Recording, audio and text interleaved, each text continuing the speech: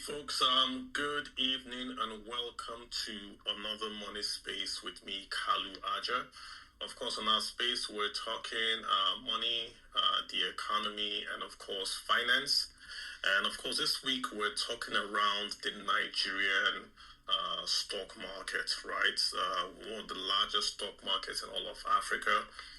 Once has been one of the best performing stock markets, I would say twice in the last decade. Yes, in the entire market, in the entire world. I mean, Nigerian stock market. I believe it was in 2022 was a top performer in the entire world in terms of returns.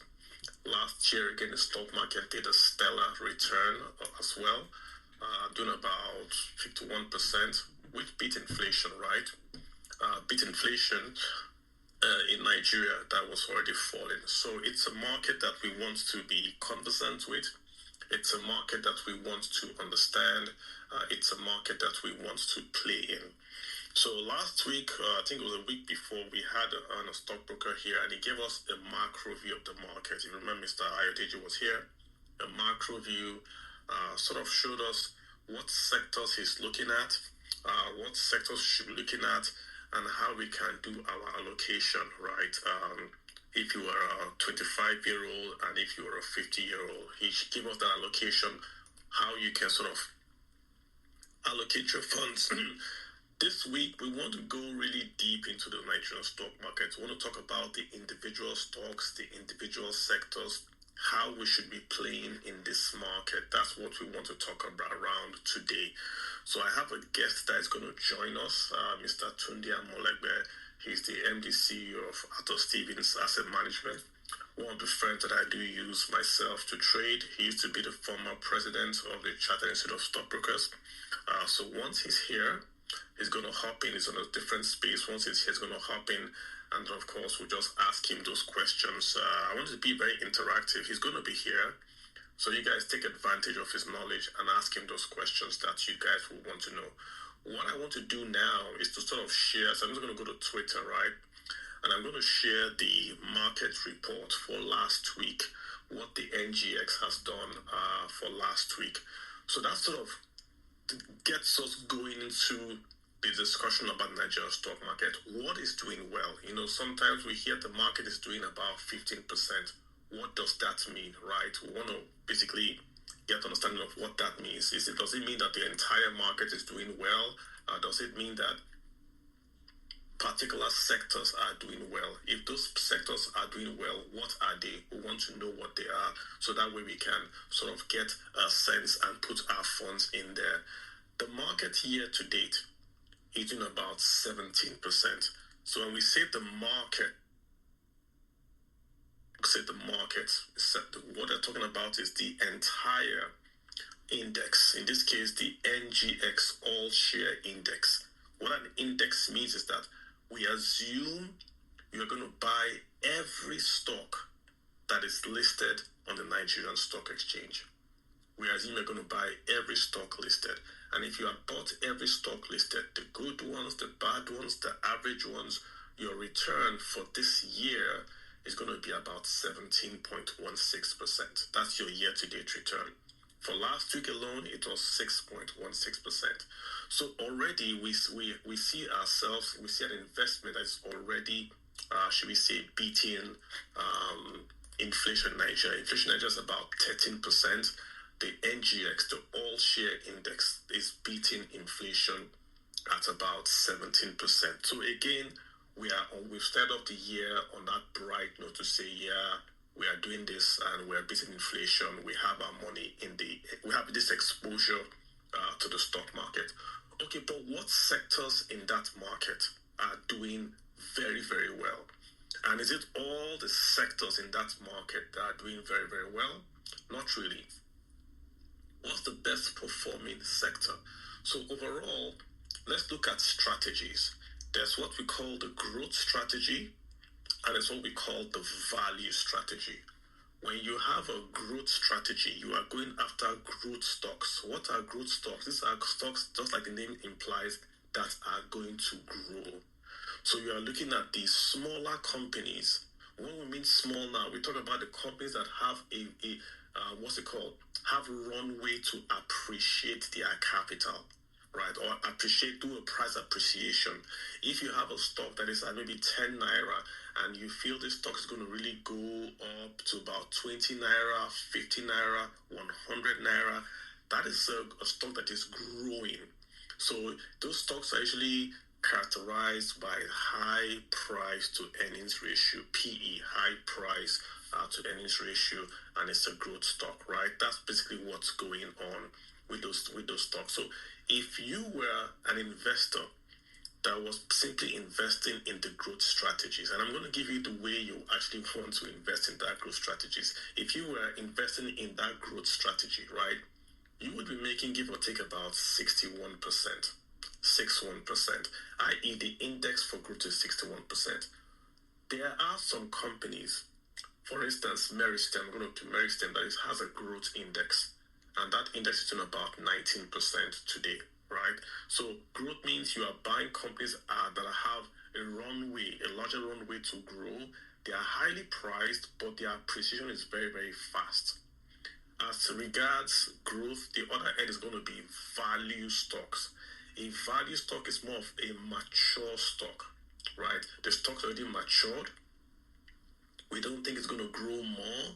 So what does that stock do? It just pays you a lot of dividends. So when you have a mature stock, that stock is not really growing as fast, but it's paying you a lot of dividends. So you have the growth and you have the value. Growth index for Nigeria is about 61%. If you invested in just growth stocks, 61%. But let's get down into the actual sectors in Nigeria we can actually look at. Banking is in about 17.28%. Banking. So if you just invested in all the banking stocks in Nigeria, the good ones, the bad ones, the ones that have done capitalization, the ones that are still doing capitalization, you would be on about 17.28%, right? What about insurance? Insurance last year was the flavor of the stock market.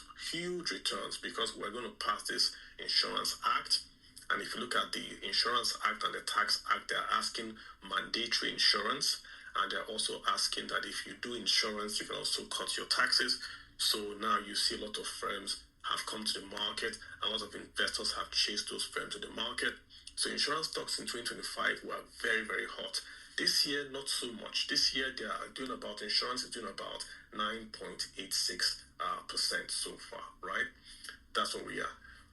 But then if you take a look at the oil and gas index last year was a bit, I would say a bit flat.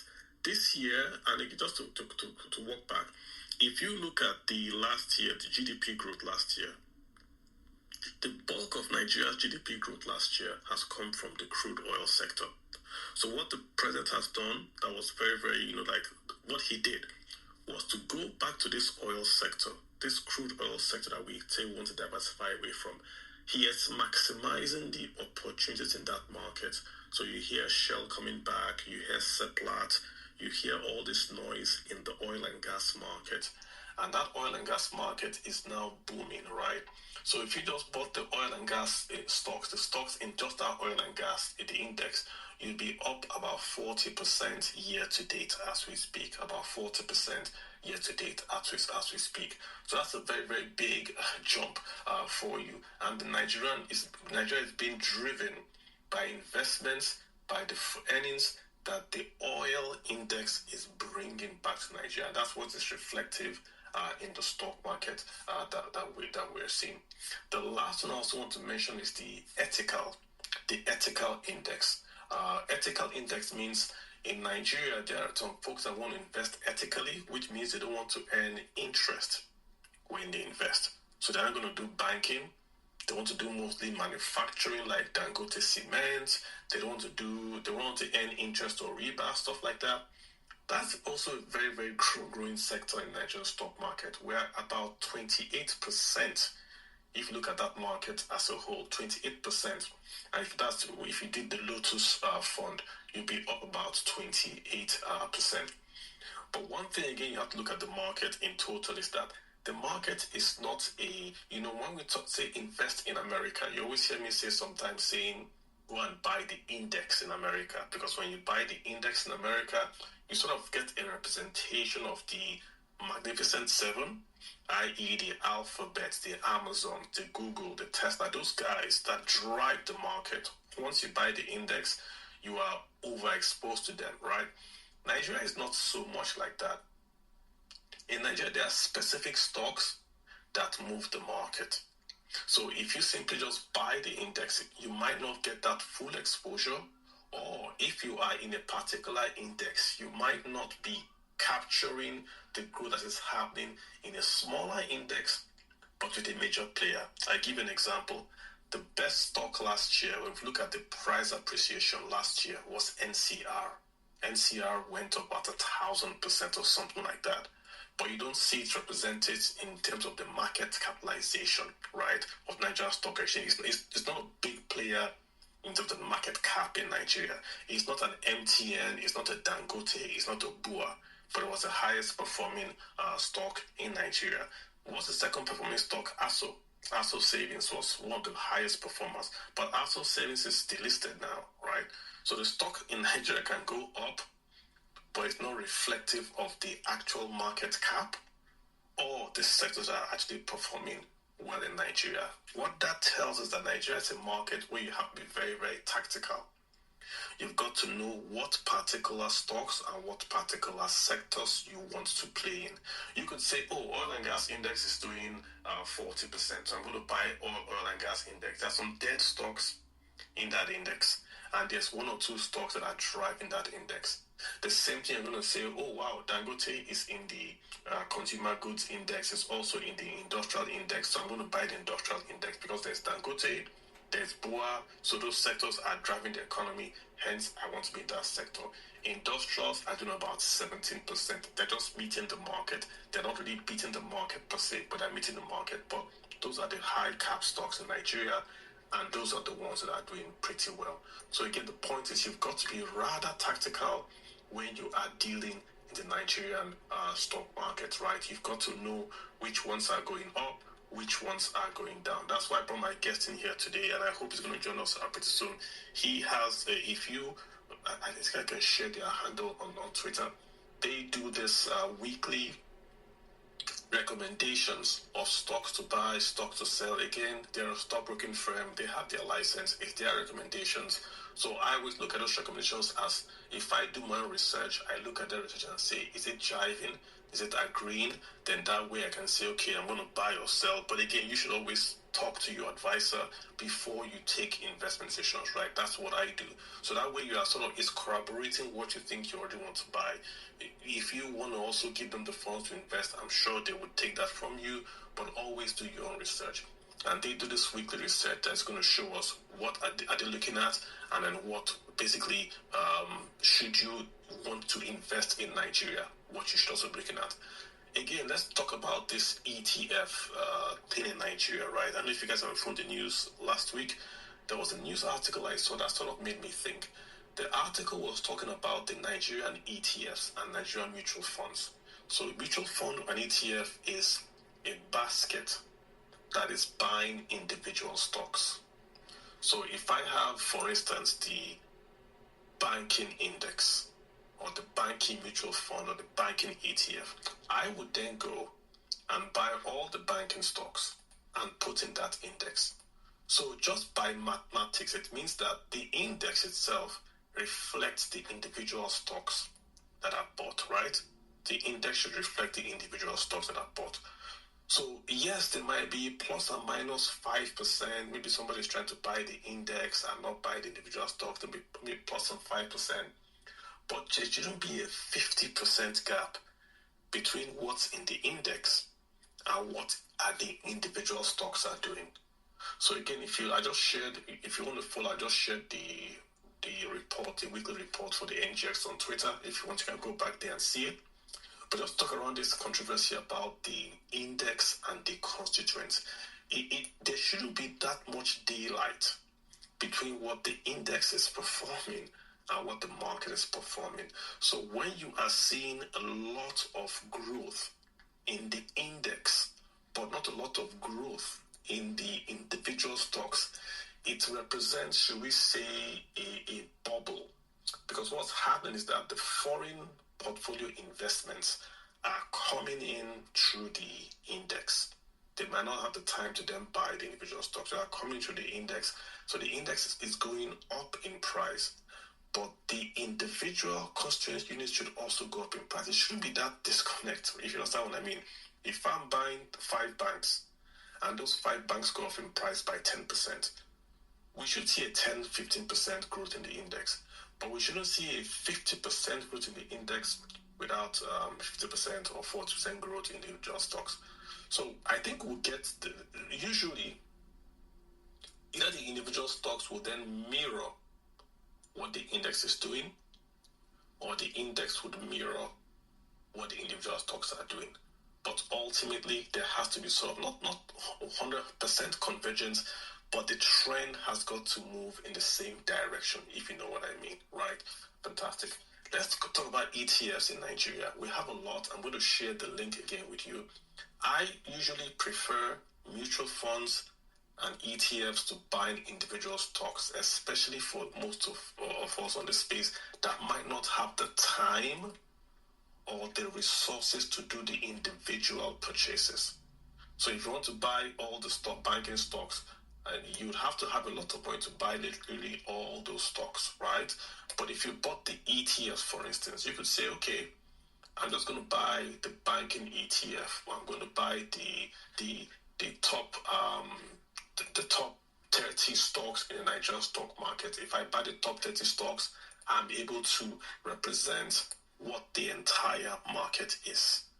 So essentially, those two give you a representation. Like if I can buy a sector, or I can buy just the top highly capped stocks in Nigeria by just buying the ETF. And once you do that, then you have gotten exposure. It's the same for Nigeria. It's the same for the US. Buying the index is a cheaper way to diversify, to spread your risks, and to get exposure immediately. But in Nigeria, again, I'm just giving you this scenario. In Nigeria, if you look at the ETFs, don't really do a lot.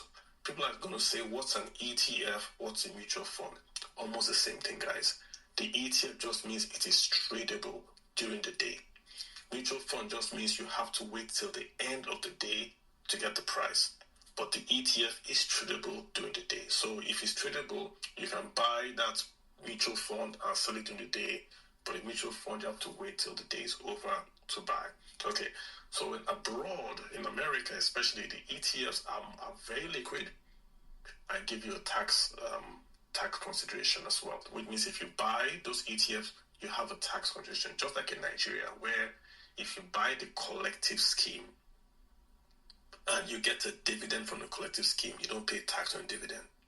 So if you don't know this, if you bought the individual stock or you bought the collective scheme, if you get a dividend from the collective scheme, you won't pay taxes because they've already taxed the collective scheme. Just keep putting that out there. So in Nigeria, the volume of the ETFs are not as much as the mutual funds. So again, you want to also look at volume in Nigeria. Many times you see a stock going up in price in Nigeria, but there's no corresponding volume following that price movement. So you get in and you can't get out. You get in at 10 naira, the price goes to 50 naira, but you can't get out at 50 naira because there's no one that's going to take you out of the market, right? So you are sort of like, the volume in Nigeria is as much as important as the price. If you're buying the stock, you've got to make sure you look not just at the price you're buying, which is you're saying, oh, I'm buying at a quote-unquote cheap price, but what is the volume being traded? If the volume is falling, you shouldn't be in that stock, right? Because you can buy that stock and not be able to get out. So always peek at the volume. What's the peak volume for last week? What's the volume this week? What's the volume for the whole year? And how you have a sense, you don't want to be the one buying rice in the market when everybody's buying beans. It makes no sense because when you buy that rice, people have moved on to beans. You can't sell your beans. So you have the rice, your rice is worth a lot of money, but it's paper money, you can't sell it. So if you want to buy, you want to make sure that you are also looking at the volume, not just the price in Nigeria. So the point again I'm making before our guest comes, Nigeria is a very, very tactical market. it's difficult to buy and hold because sectors change. Number two, Nigeria is a market where the ETFs do not really reflect or correspond 100% with the individual stocks. So sometimes you can build your own individual stock portfolio, or sometimes you can go with the collective scheme portfolio, but be aware of what you're doing. And the telling I just explained to you now, right? The volume in Nigeria is a key factor in your trades, because with your volumes, you are able to say, am I buying this falling knife, or am I buying a rising star? So falling knife means the price is falling. You think you are buying a cheap stock, but you are buying a stock that is already falling, so it will cut your hand. A rising star means that you are buying a stock, even if it's expensive, but that stock is going up. Yeah? Fantastic. All right, so my guest, I'm just going to send him a link. He just sent me a text. Give me a second, and I'll send that link. So if you guys have a question, you can. He's going to hop in here real quick, and I will let him to speak, and you guys can. Okay, yeah, he says he'll be here in 5 minutes. Fantastic. So yes, fantastic. All right, again, and one last thing to talk about. Last week, I did share a template for you, especially if you're a younger Nigerian. And I said this is how you want to trade the market, both the foreign markets, both the Nigerian market. I shared the template for you, how you want to trade. Why young? Why young Nigerian? Why not all Nigerians? Unfortunately, guys, if you are older, you are approaching the market at a slight disadvantage. What do I mean? When you look at the calculation of compound interest, if you look at it carefully, if you go to your bank, you tell your bank, I want to invest $1 million. They're going to tell you, okay, we're going to pay you interest of 5%. What does that 5% really mean? If you go and you disassemble that 5% interest rate, you will find out that it is based on time, not on amount. Time, not on amount. If you go to Google and you say, Google, give me the formula for compound interest, you're going to see it's going to be present value 1 plus parenthesis, bracket, parenthesis open, interest, parenthesis close, raised to the power time. If you invest earlier, you make more money. So trick question. If I invest 1,000 naira 10 years ago, and then go to invest 1 million naira after 10 years, and we both are investing for 20 years. So I invest 10 years ago, I invest 1,000 naira, then go to invest 10 years after me, invest 1 million naira. Who will have more money at the end of 20 years? When people see this question, they're going to say, well, I invested 1,000, then go to invested 1 million. He's going to have more money than me. That's wrong. He will never make more money than my 1,000. People say, wait, he's going to make 1.5 million. Yes, that's his return on his 1 million. But the return on my 1,000 is always going to be more than the return on his 1 million. Why? Because time, compounding works with time. So when you buy equities, when you buy shares, you are riding on this thing that Albert Einstein called the eighth wonder of the world. You are compounding. So if I buy a bank today and I get my interest and I put the interest or the dividends back into the bank, I have compounded because I've taken the return, the dividends the bank gave me, bought more shares, I have compounded. Compounding does two things. Number one, it increases my ownership. Number two, it reduces my purchasing power, my cost. The purchase price I bought it drops it.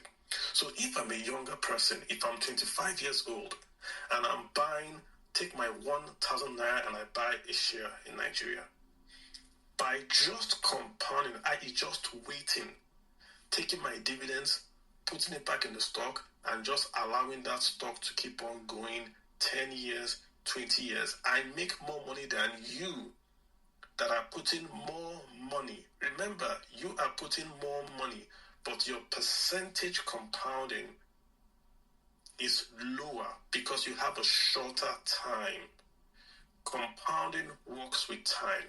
So the strategy for you in the stock market is to simply buy a good stock and don't sell it. Reinvest the dividends. Go to sleep. It's that simple. It's literally that simple. Who is the best stock investor the world has ever seen? Warren Buffett. What does Warren Buffett do? He buys a company, he takes the cash from that company and buys another company. He takes the cash from that company, he buys another company. He only sells when he has fully maximized the cash flow from that company, or when he believes the company is overpriced or technology is going to come. He doesn't buy and sell every day or every year. He bought Apple. He just sold Apple 2 years ago at a huge profit because it was a big part of his portfolio. So we've got to copy what works. If you are younger, number one, you want to go buy an equity, not bond, equity mutual fund. So it can be an index fund, it can be an ETF fund, but it's got to be equity. What is equity? Profit and loss. So you are going to ride the profits of Dangote, of BUA, of Seplat, of UBA, of Zenith Bank, whoever it is. You want to ride the profits and losses because as they are going up, you are going up. If you buy debt, you are guaranteed that they will pay you back. So if you buy a bond, you are guaranteed that Dangote will pay you back, but you are not riding the growth of Dangote. So if Dangote Refinery comes out today and says, I want to borrow from you, he's going to issue you a bond. If you buy that bond, you are going to get your money back from Dangote, guaranteed. But if Dangote makes times X return, you will not make times X return. You will only get your dividend or your coupon from Dangote. But if Dangote Refinery sells equities tomorrow, and you buy equities tomorrow, then you are riding the profit and the losses of Dangote Refinery. That's number one. So you are earning. Then when Dangote Refinery pays you a dividend, you take that dividend and you put it back into to buy more Dangote shares or to put it back into your portfolio, your equity portfolio. You are compounding. Compounding is a verb. You've got to do something. You have to take the dividend and put it back. So number one, you go buy an equity fund or an index fund. Number two, when you earn dividends, which means you've got to earn dividends. When you earn that dividend, you plow it back to your portfolio. So you want to ask them, in America, they have what is called DRIP, D-R-I-P, dividend reinvestment plans. Most stocks have a DRIP. So when you buy, you tell them, set me up on DRIP. So you wouldn't get any dividends. The dividends go back to buying you more fractional shares of that security. So every time you buy a new fractional share, what have you done? You've increased your holdings. You've reduced your average cost. So even if the stock price goes down, you are reducing your average cost, so your portfolio is still in the positive. You are no longer looking at the market price. You are looking at your own average price. This is the trick people don't see. If you buy a stock at 10 naira and you reinvest the 1 naira dividend, you have reduced your average price from, say, 10 to 9. So even if the stock price stays at 10, every time you reinvest your dividends, you are reducing your average cost. So even if the stock price is stuck at 10, you are making a paper profit. That's the compounding Einstein is talking about, the reinvesting of the interest. So when you see this tweet, I saw this tweet a long time ago, 4 years ago, where a guy said his father bought a bank stock and he went back to the bank and the bank says, oh, after 10 years, this is what you own. His father only made about 100,000 naira. And he said, the stocks. He said, no. I said, no, you're getting it all wrong. If you reinvest all the dividends your father had earned on that bank stock from when he bought it, you don't use the market price anymore. You use the average price, which would have fallen because you have reinvested all those dividends. So if the market price is 10, your father's average cost is now 1. So you've made 9 naira profit, which anyone that is buying today does not have. That's why this strategy works with age, not with amount. So when you start early, you buy your equity fund. Equity fund number 2, you invest in that equity fund with low expenses. Number 3, you reinvest your dividends. That's all. Number 4, you go to sleep. You don't look at it. Leave it alone. It's an equity fund. So that means if the stock today crashes, the manager would sell the bad stock and buy you a new stock. If you buy, for instance, the VOO, and a particular stock is no longer doing well, Robinhood is now in VTI. So they keep on replacing them. If you don't do well, they kick you off. If you are doing well, they bring you on. The oil companies before were all part of the top Dow 30. Now only Exxon is there. Why? They've kicked the others off. They're not keeping pace with Tesla. Tesla 10 years ago was nowhere. Today, Tesla's market capitalization is more than the market cap of Toyota, Mercedes, BM, Volvo combined. If you combine the market cap of Toyota, Mercedes, BM, Volvo, all those companies combined, Tesla is bigger than them by market cap. Your manager would buy Tesla into your equity fund. You don't have to do anything. You don't have the time. You don't have the knowledge. That's why this strategy works with time. Does it mean if you are older you can't do it? You can, but you've lost the advantage of compounding. The older you get, the longer you wait, the more you are losing the value of compounding. Younger people today are more guaranteed, in quote, to make money than you when you get older. But when you get older, you have the money, but you have no time. When you're younger, you have time, you have no money. There's a song that says, youth is wasted on the young. That's true. So if you are 25, don't say, when I make money, I will invest. You got to start investing yesterday. Buy an equity fund, like I said, 60-40. I said 60 US, 40% non-US. Non-US can be Nigeria. Non-US can be South Korea. But do your 60, do your 40, reinvest your dividends, and simply wait. You don't know enough to trade. Have that portfolio, have it going. In 10 years, you are going to be so shocked what you would have made. Today, we're hearing gold has gone up in price. We hear Bitcoin has gone up in price.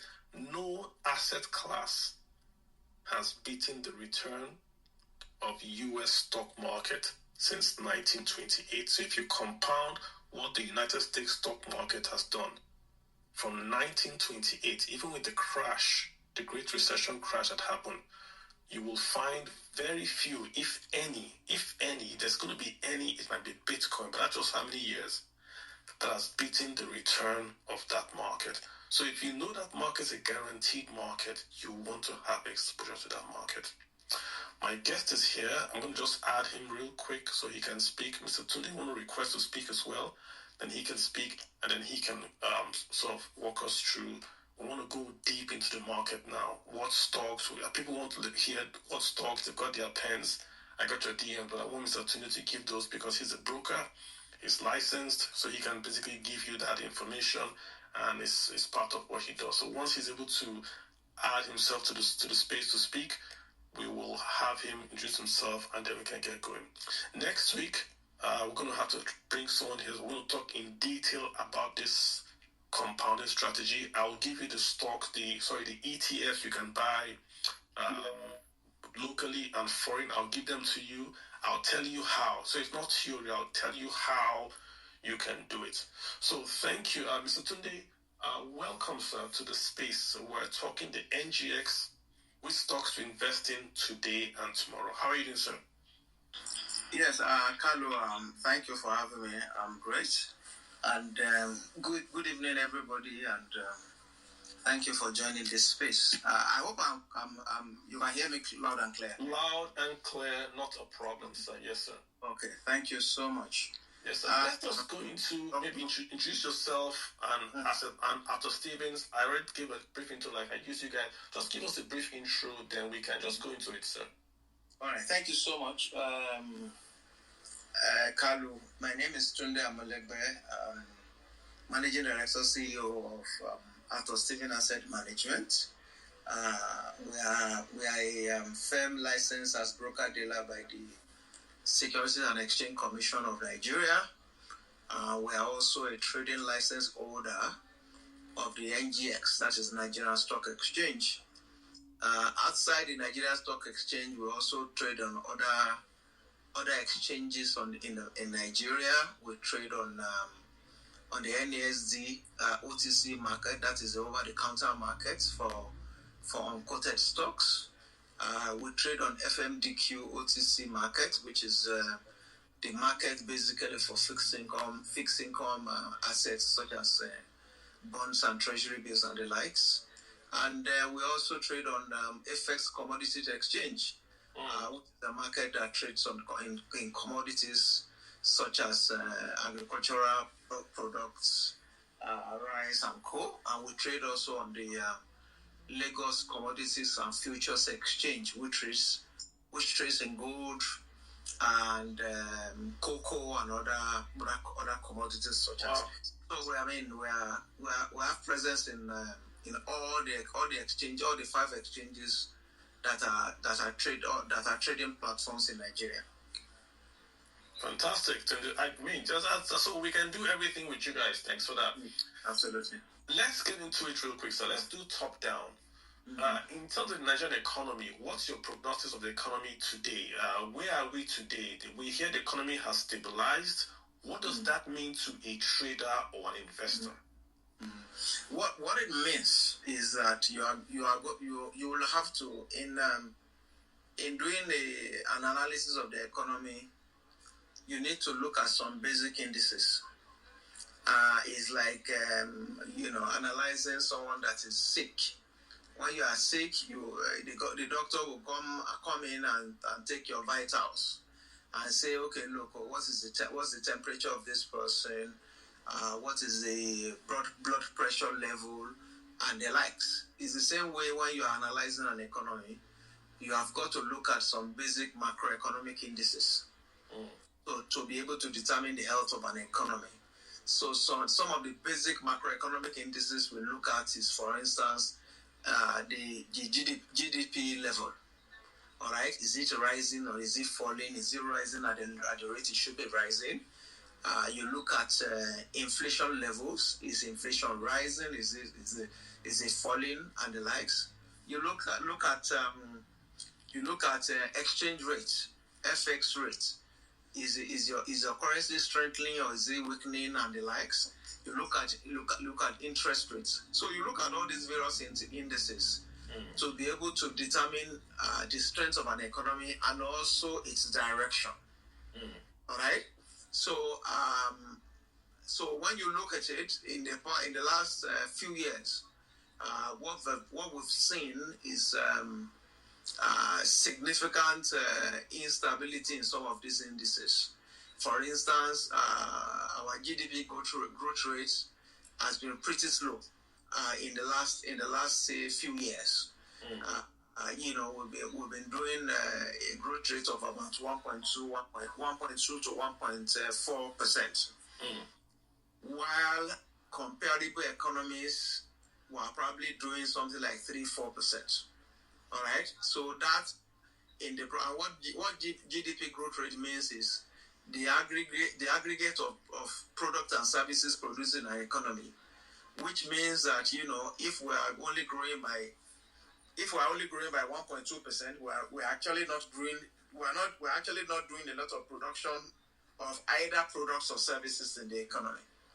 Right? And you also saw, of course, every devaluation, or is it depreciation of the naira, coming from something like 480 naira to a dollar to something close to 1,900 to a dollar.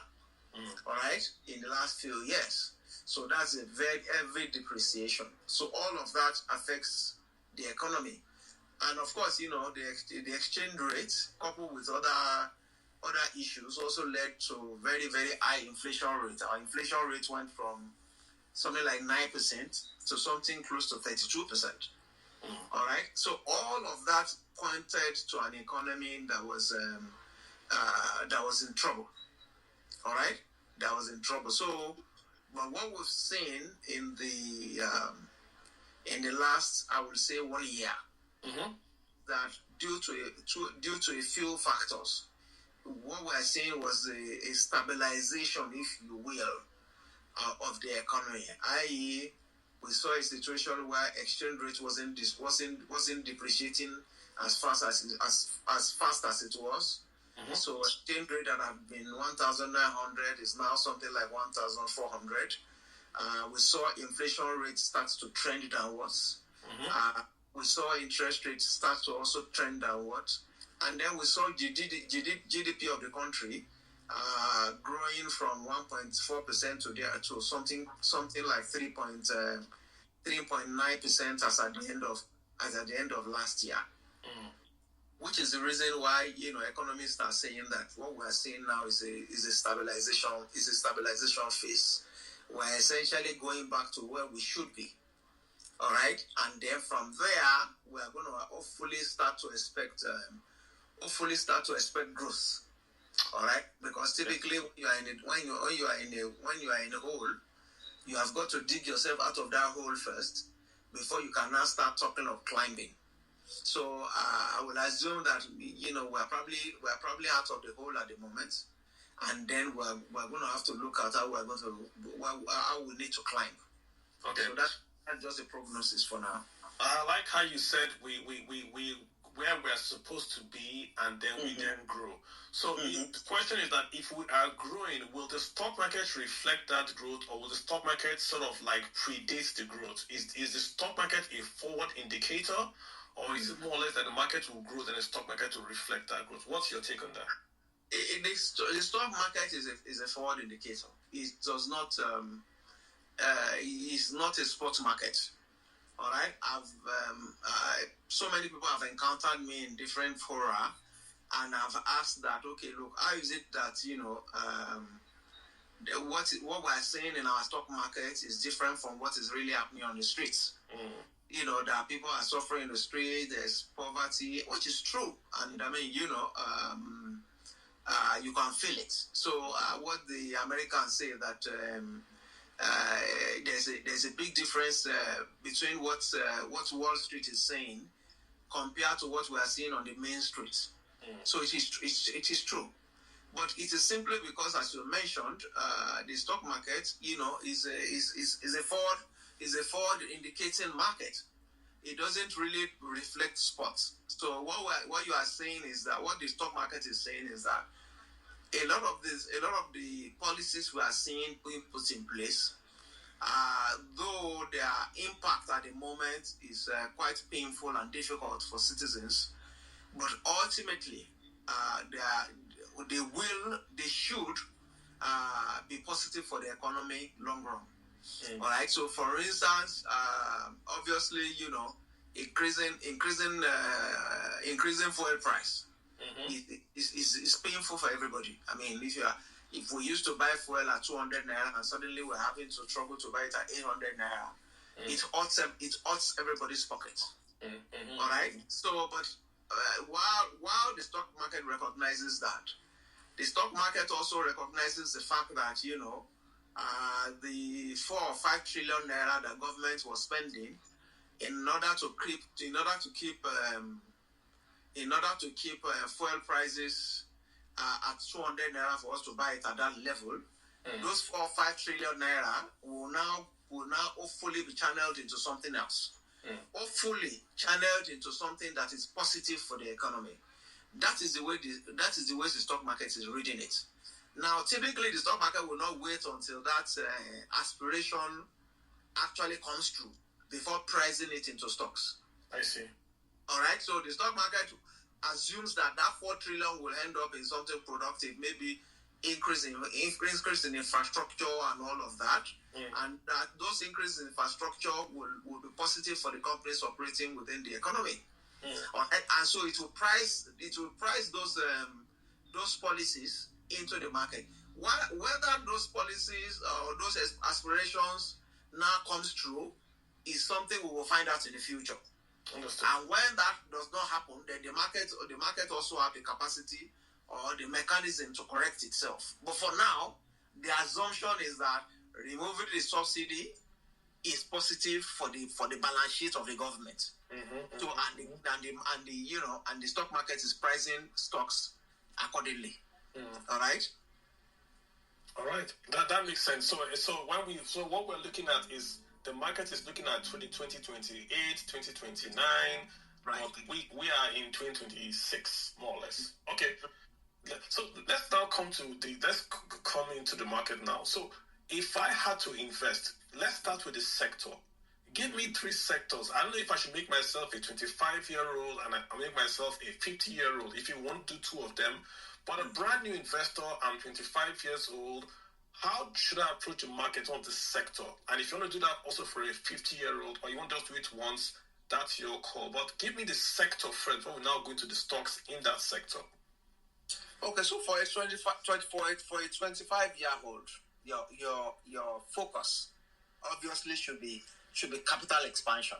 You can afford to take risk at that age, and your focus should be because you are going to be facing a lot of expenses in the future. You are probably going to be looking to get married. You are probably going to look to buy a house. You want to buy a car, so you need capital expansion. Which meaning that you should be available to take risks. Meaning that most of your investments, number one, should go into stocks. Okay. All right. You don't be focusing on fixed income securities. So we assume that you have a portfolio of say 10 million naira. The expectation is that 70-75% of that should go into stock. All right. At the moment in Nigeria, all right, you should be looking at stocks in the consumer goods sector. If we're going to look at sector, so consumer goods sector. So we're talking of the likes of Nestle Food. We're talking of the likes of Cadbury, PZ. Simply because that is a sector whose demand is essentially inelastic. Because we have a large population.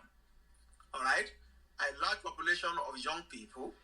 And these guys are producing things that people cannot do without. All right. I mean, people will have to use McLean. Not McLean. People will have to use toothpaste. Yeah. Right? People have got to drink. So you like for their babies and they're having babies. There are people having babies. You need to buy baby food and stuff like that. All right. So I mean, and simply because of our population is so large, all right, and you have to buy those stuff anyway. So you want to have exposure to such a sector, consumer goods sector. Number 2, you also want to have exposure to the industrial sector. So when we say industrial, we're talking of the likes of the cement companies of this world. All right, we're talking of the construction companies of this world. Because Nigeria is a developing, it's not even a developing country. It's a frontier market. Frontier means that a lot of infrastructure are still not there. All right. So if you look at our budget, a significant portion of Nigerian budget is dedicated to capital expenditure. Capital expenditure means that government is focused on building bridges, building roads, building dams and stuff like that. All right, and that is not likely to change anytime soon.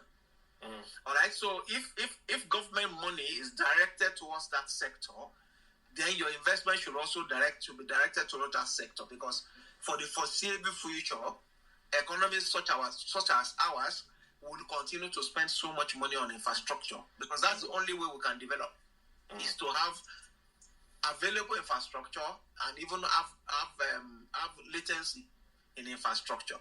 All right, so consumer goods, industrials, and of course, obviously you also want to pay attention to healthcare. All right, healthcare essentially goes hand in hand with food, with consumer goods, because ultimately people will need to use medicine. And what you are seeing now is that because of the very, very high exchange rates, all right, the, what do they call it now? The imported drugs, all right, are now extremely difficult for Nigerians to buy. All right, so, and that is pushing demands towards the local manufacturers. So the fixings of this world, the mayor and baker and the mayors, so they are not, so what you are even now actually seeing is that even the foreign drug makers are now coming to Nigeria to produce generic version of their products, because typically what we'll do is to go and buy the imported Panadol when exchange rate was low. Now the imported Panadol is too expensive, so people would rather buy the Nigerian ones. All right, so if you go into the medicine store now, all right, they will show you the imported Panadol, but it is 15,000, and then they will show you the Nigerian produced one that is 2,000. Obviously, Nigerians will buy the one that is 2,000. All right. So these are the three basic sectors where a 25-year-old want to have exposure for the medium to long term in Nigeria, because those are sectors that will continue to grow for the foreseeable future. All right. Now, for a 50-year-old that is essentially nearing retirement, if you will, obviously you have probably passed the level where you should be taking too much risk. You have probably passed the point where your focus should be capital expansion. At that age, your focus will probably be more of income and cash. All right, because you don't want to go and take risk and lose money, all right, and find it difficult to be able to feed yourself. All right, so you want to have a portfolio. Say if you have 10 million, you probably want to put maybe like 60% of that in fixed income securities and 40% in equities, that is stocks. All right, the fixed income ensures that you are able to get regular income coming in form of interest or whatever you want to call it. All right, and then the equities give you an hedge against inflation. All right, so for someone like that, you want to put money in the banking sector, because the banking stocks, because they deal in cash, they also pay dividend regularly. All right, so the dividend you get also augments the income you are getting from interest.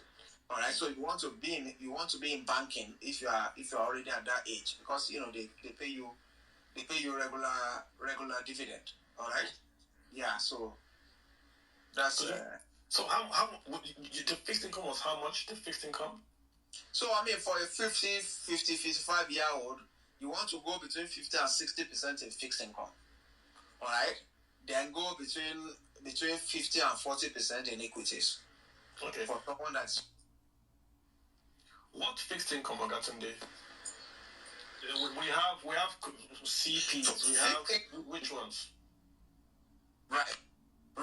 So fixed income are debt securities. They are essentially loans made to the government and made to corporates, all right, that have been securitized, that have become in form of securities that you can buy. So we're talking of bonds. Bonds are long-term borrowings by governments or corporates. What we mean by long-term borrowing is that the repayment period is beyond 1 year. Or a government, for instance, can say, you know what, we are coming to the public and we want to borrow for the next 5 years. So we're issuing a bond that will mature in 2031. All right, so we're issuing a bond that will mature in 2031, in the next 5 years, anybody that buys the bond will pay the person an interest of, say, 16% every year for the next 5 years. Then in 5 years, we'll get your principal back. Meaning that if you put 100 million in that bond, all right, it means that every year, government will pay you 16 million naira. Then in 5 years' time, they will give you 100 million back. Right? So, I mean, and the way they structure it is that the interest is paid on a bi-monthly, on a 6 monthly basis. So the 16 million, they will divide it into two and give you 8 million out of it for 6 months, and then give you the 8 million, the balance of 8 million at the end of the year. So that is bond. For commercial paper, are instruments, short-term instruments that companies basically issue to finance their working capital. All right. So, for instance, Dangote Cements needs money to run its operation, pay suppliers, repair its machineries, pay salaries and everything. They can come up and say, okay, look, we are issuing a commercial paper for 270 days. What that means is that, if you borrow us this money, we will pay you back in 270 days. But in between, we will pay you an interest of, say, 20%. for borrowing us that money, for that 270 days, we'll borrow for. So they give you, you give them 100 million, and they pay you the interest. They pay you the interest immediately. All right? And then in 270 days, they give you your 100 million back. That's what commercial paper is. Treasury bill also have the same. Excuse me. Okay, let me use this opportunity to get some guys to ask a few questions for you. I know you guys are waiting, so I'm going to get two guys. I've got Campusa and I've got Gifted. So let's do Campusa. Thanks for waiting, Campusa. You're going to go first, then Gifted Benin will go next. So Campusa, go ahead with your question.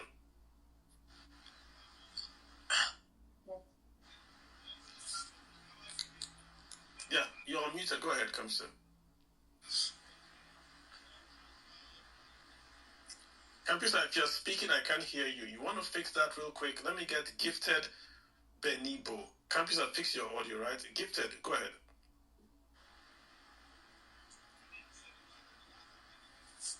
Is it just me? I can't hear. Gifted can't speak as well. What's going on, guys? Campusa, if you fix the audio, you're good to go if you fix the audio. I can't hear this, guys. Jay Olayinka, save us here. Go ahead and speak, sir.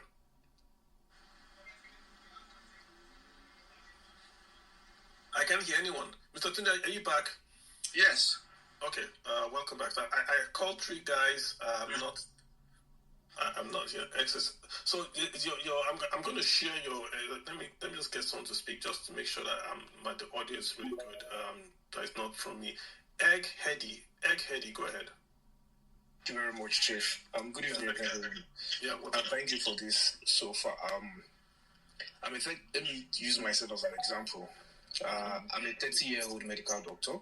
I'm currently still in Nigeria. I have some millions of naira in piggy vest, and per month. Piggy vest is a savings app where you just save money. Yes, but they have different schemes on the app.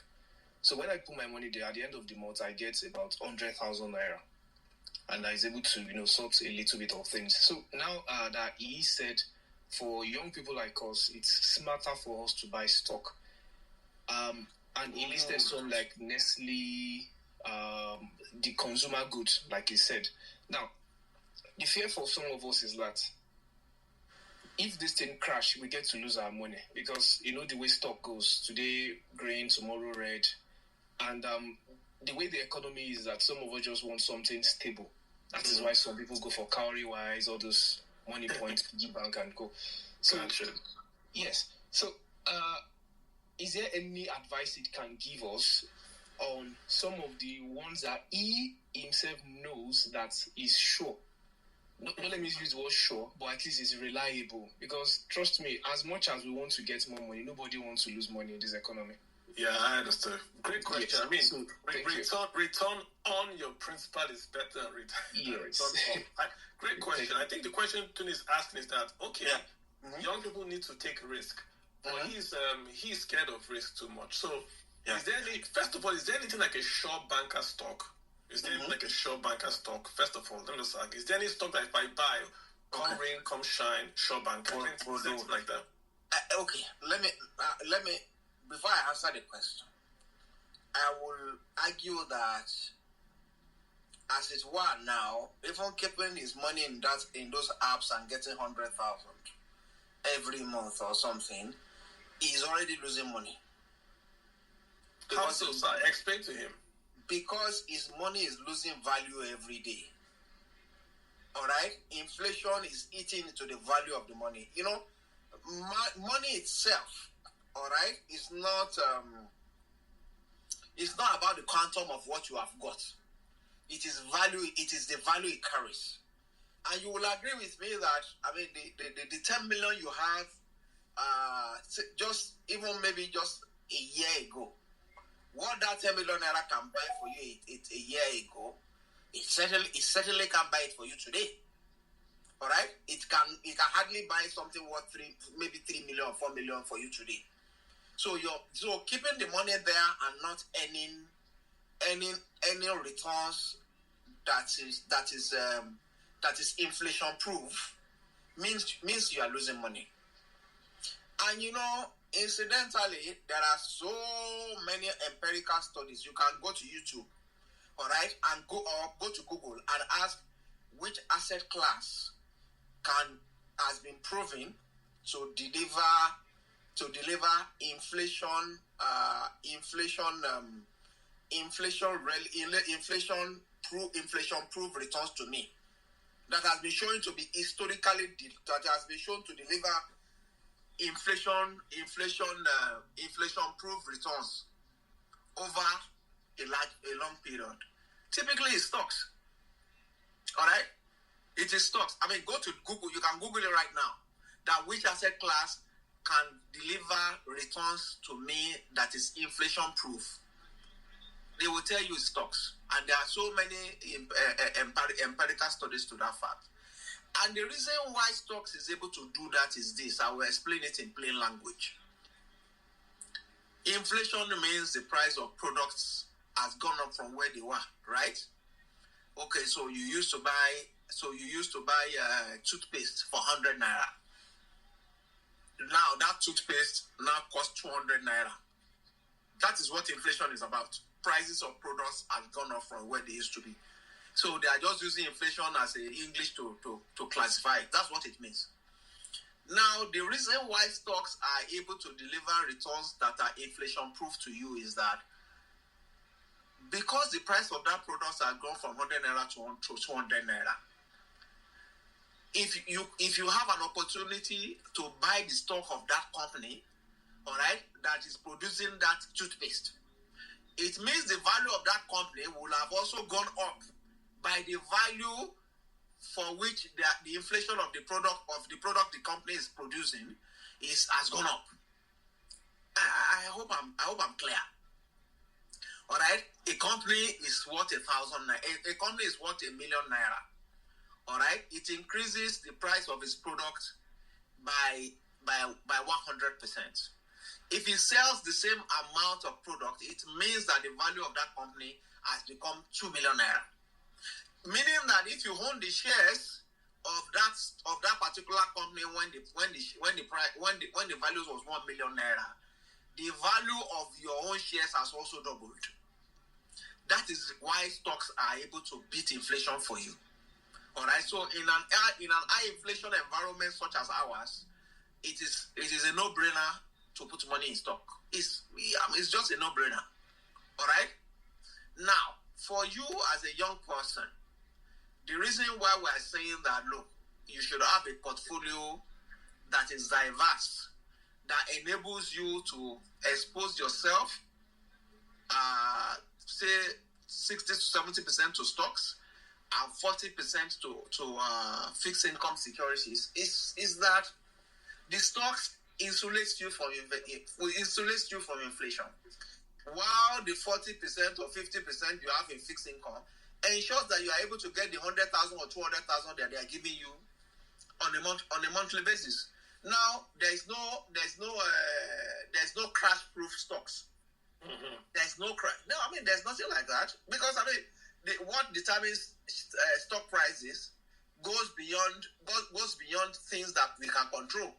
It even goes beyond things that even the companies themselves can control. Issues around what economic policy and co could cause the stock market to crash.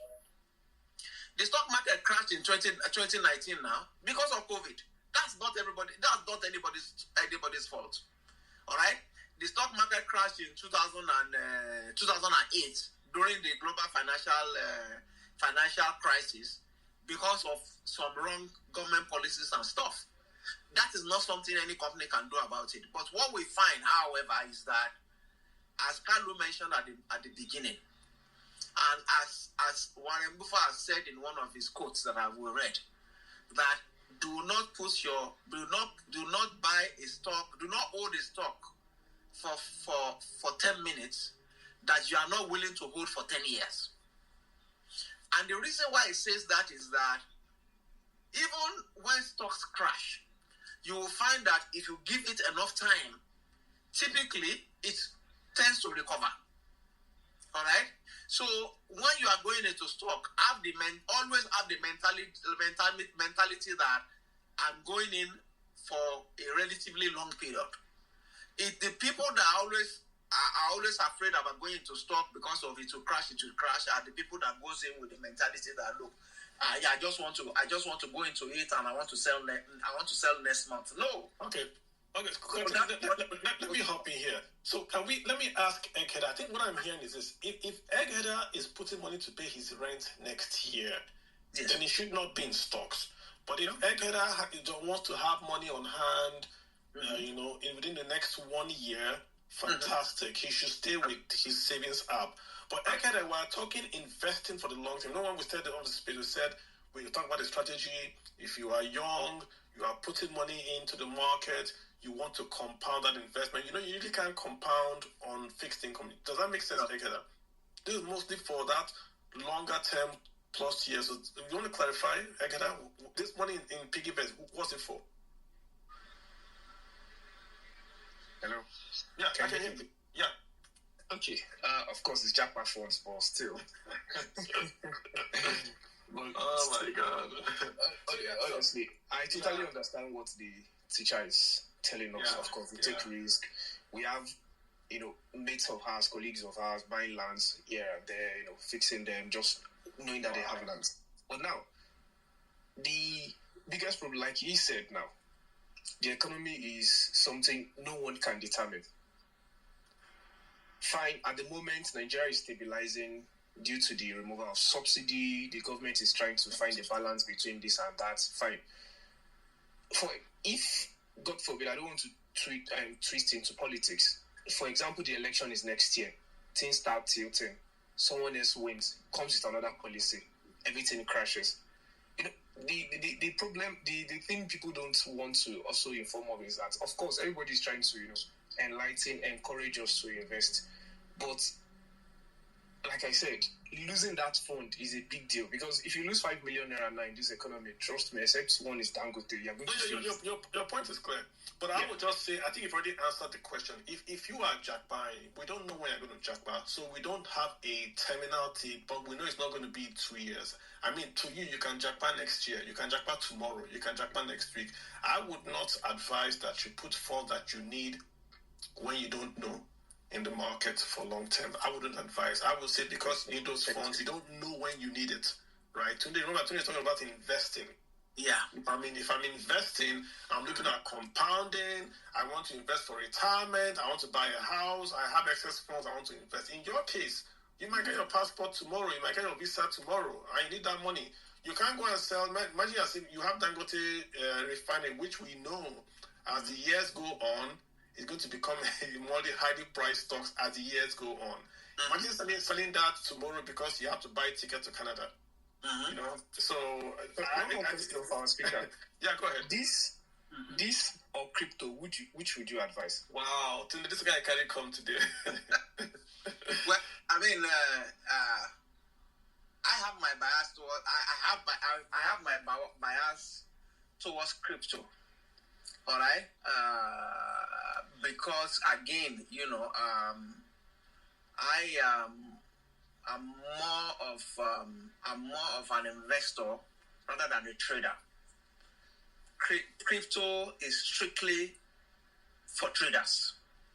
All right, it's not for investors, because obviously crypto do not have an underlying asset backing it up, unlike stocks. All right, and that is why you see even in a crisis, when stocks come down, in as much as you have bought stocks that have very strong fundamentals, what you see is that at least give or take, the companies will most likely continue to pay you dividend, even when their prices are down. And you can continue to earn those dividends at least for a while until the share price recover. All right? You do not get those kind of opportunities in crypto, because cryptos are designed strictly for trading. When they are down, they are down. When they are up, they are up. All right? There's no underlying asset backing them up whatsoever. All right? So for traders, so for someone like you that have short-term money, and you are afraid to risk it in stocks, you shouldn't even be thinking about crypto. Because because the risk of crypto compared to stocks is like times 10. So that is the thing. So if you're afraid of stocks, you shouldn't even be thinking about crypto at all. Yeah, I mean, crypto. If you look at Bitcoin, is so correlated to Nasdaq. Yeah, and Nasdaq is the risky part of the stock market. If you look at this whole stock market, you're looking at the Dow, S&P, Nasdaq. Nasdaq is more of IT, very, very more volatile, more higher sharp ratio than say maybe a Tesla or so. Again, it's the same thing, right? So just be careful about where you're investing. I think where you are right now for what you want to do might be the appropriate asset class for you. Just be a bit careful on that. Yeah. Okay, with your permission, you're welcome. So let's just run. If you guys want to speak, let's take them, and then we'll come back to now talk about ETFs and individual asset classes. Let's get Jay Olayinka. After Jay, we'll get Reva, then we'll get Noel. Jay, can you speak now? Jay Olayinka, calling again. Going once, going twice, Jay. And we're back on YouTube. Sorry, the YouTube guys said they couldn't hear. Put it back on YouTube. Go back and see if you can hear now. If not, we'll just shut that down. Reva, you've got the floor, Reva. REEVA. Yes, hi. Thank you. Good morning. How you doing? I'm very well. Happy Sunday, everyone. Happy Sunday. Thank you. What's going on with you, man? Yeah, I'm also a very good person too. But I've always believed that it's like the same internet. So it's growing so good out here. So I just have a question. Even though he has explained that it's good to, as young people, to do more of stocks than T-bills instead of flipping and the 40% and all that anyway. So I just want to know, please, is it okay to ask about a particular stock? Because this week I want to get to custodian. Try him. He's here. Try him. He's here. So this week I want to buy custodian. What's it called? Tantalizers and Nestle. So is this safe to buy now? Like, what are your projections and all that? So I had custodian. Yes. I had tantalizers. And yes. What else? I mentioned 3. Custodian, tantalizers, and Nestle. Yes. And Nestle. Yes. Sorry. Nestle. Yes. Nestle. Like just projections based on the whole new investments, especially tantalizers that is about to pump in a lot of money, because I read their report and all of that. Thank you. Okay. Okay. Do you hear that she's asking about specific stocks, tantalizers? I think it was Nestle, and I put the last one. Yeah, custodian. In selecting stocks, you have got to know the reason why you are selecting them. What is your objective? It is extremely important that you determine what your objective is for deciding to buy the stocks you've decided to buy. Oh, are you looking for short-term capital appreciation? Are you looking for growth, or are you looking for dividend? That is income. All right. So if, for instance, if you look at all the stocks you've mentioned now, the three stocks you've mentioned now, that for me, from off the top of my head, I can identify three different reasons why people will buy such stocks. For instance, someone that is looking to buy Nestle is most likely looking at income, because Nestle is a dividend pay. It's not necessarily a volatile stock that you can expect capital appreciation from. Custodian has moved significantly in the last 1 or 2 years, and except of course you will expect that it will continue to rise. I will assume that maybe because you are buying it for dividend too, because it's also a company that pays dividend. Tantalizer is not a company that has paid dividend for a long time. It is only recently that it has started going up. But you said you have read some information about them as to what they are trying to do. I saw the report that they were going to get some investments. Somebody has invested a lot in them. I think it was last week. They had a major investment. Yeah. Last week Tuesday, You read the report. So if you feel that those investments will come through positively for them, why not? All right. So that you might be putting money in for trading purpose and all of that. You understand what I'm saying? Then it's not bad. But the critical thing is what you are doing, which is ensuring you study and you know about the company you are buying very well. And importantly, also ensure that you give whatever investment you are making a good enough time horizon for it to reach its gestation period. The idea that people want to buy stock and start making money tomorrow, it doesn't work like that. Even if you do make money tomorrow, don't take it as is a given. All right, because that is what disappoints people at the end of the day. When they buy stocks and the thing does not go up, then they will not be saying, the market is not doing well and all of that. No, always ensure that you give whatever investment you make in the stock market, give it a good enough gestation period for it to actually reach its maturity. All right. Yeah. Okay. Thank you. But for me, it's long term actually. But I understand. I'm not in a hurry. So, but please, one more question, and that will be the last. So, say I have like $2 million. Should you advise, even though it's not personal, should you advise I put the money into treasury bills, then when I feel the interest, I can now invest in stocks, or should I put the money in stocks? That's my final question. Again, it also depends on when do you figure you will need the money? All right. If you could do like 6 months maturity date or maybe 3 months maturity date. If you put the money in treasury bill now, then you won't have the money. You won't have the money to put in stocks anymore now. All right. No. What I mean is when you flip the interest, maybe you can flip it like in the period of 1 year, 3 months, and that way you're putting enough. Then you so the problem. So opportunity cost. Opportunity cost. Yeah, that's it now. If you have 2 million now, let's even say for argument's sake you put it in an instrument that is paying you 15% for 6 months. The maximum you will get out of it is 300,000, and then you will have locked down the 2 million for the next 6 months. You can't use it to trade. All right. The problem is that within that 6 months, the market will have done 10% or even 20%. All right.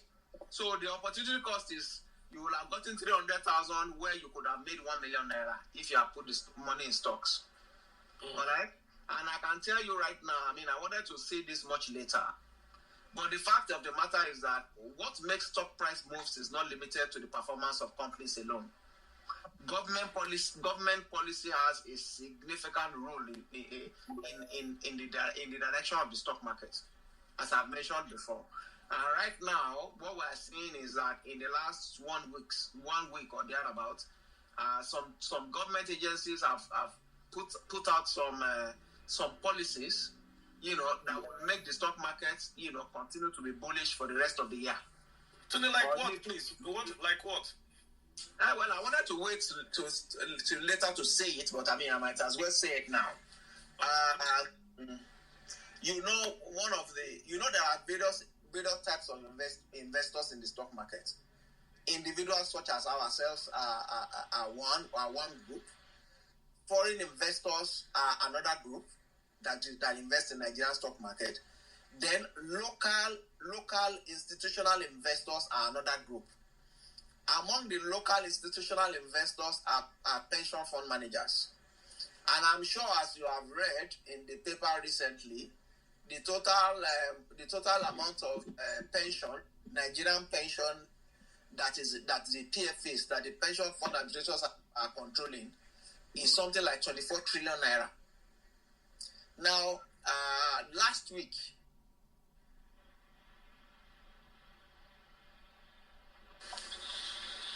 hello, are you with me? Yeah, go ahead. Now, last week, the regulator of that industry released a circular, an investment guideline that essentially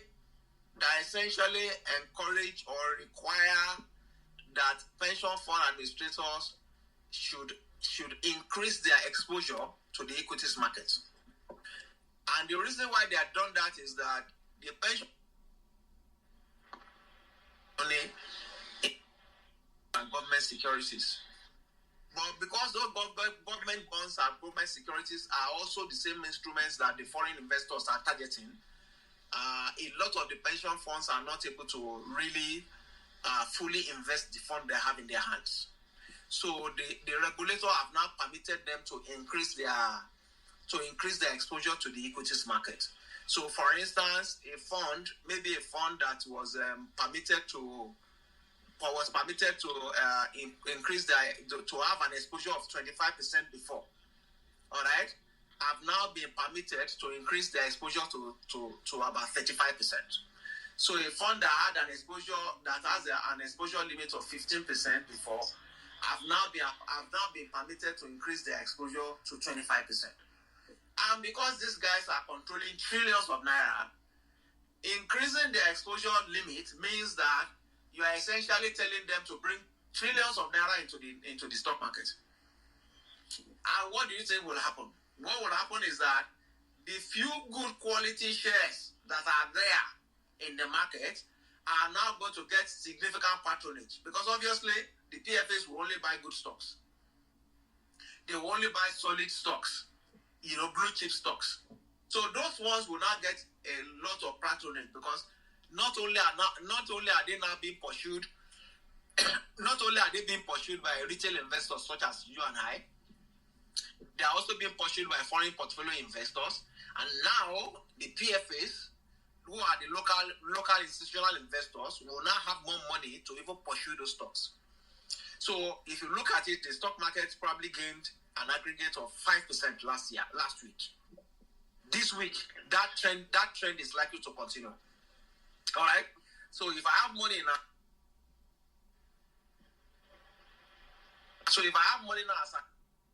I will not even consider any other asset class for now, other than stocks. At least for now. All right. And again, to know what I've done it for you, I'm sharing what you're saying, because if you guys can go to Arthur Stevens' website, I'm also going to share it on Twitter. They had a report on this published 11th of February. Exactly. They're talking about the likely market impact of PENCOM PFA's investment regulation and BDC participation in the NAFEM. So I'm going to share that report.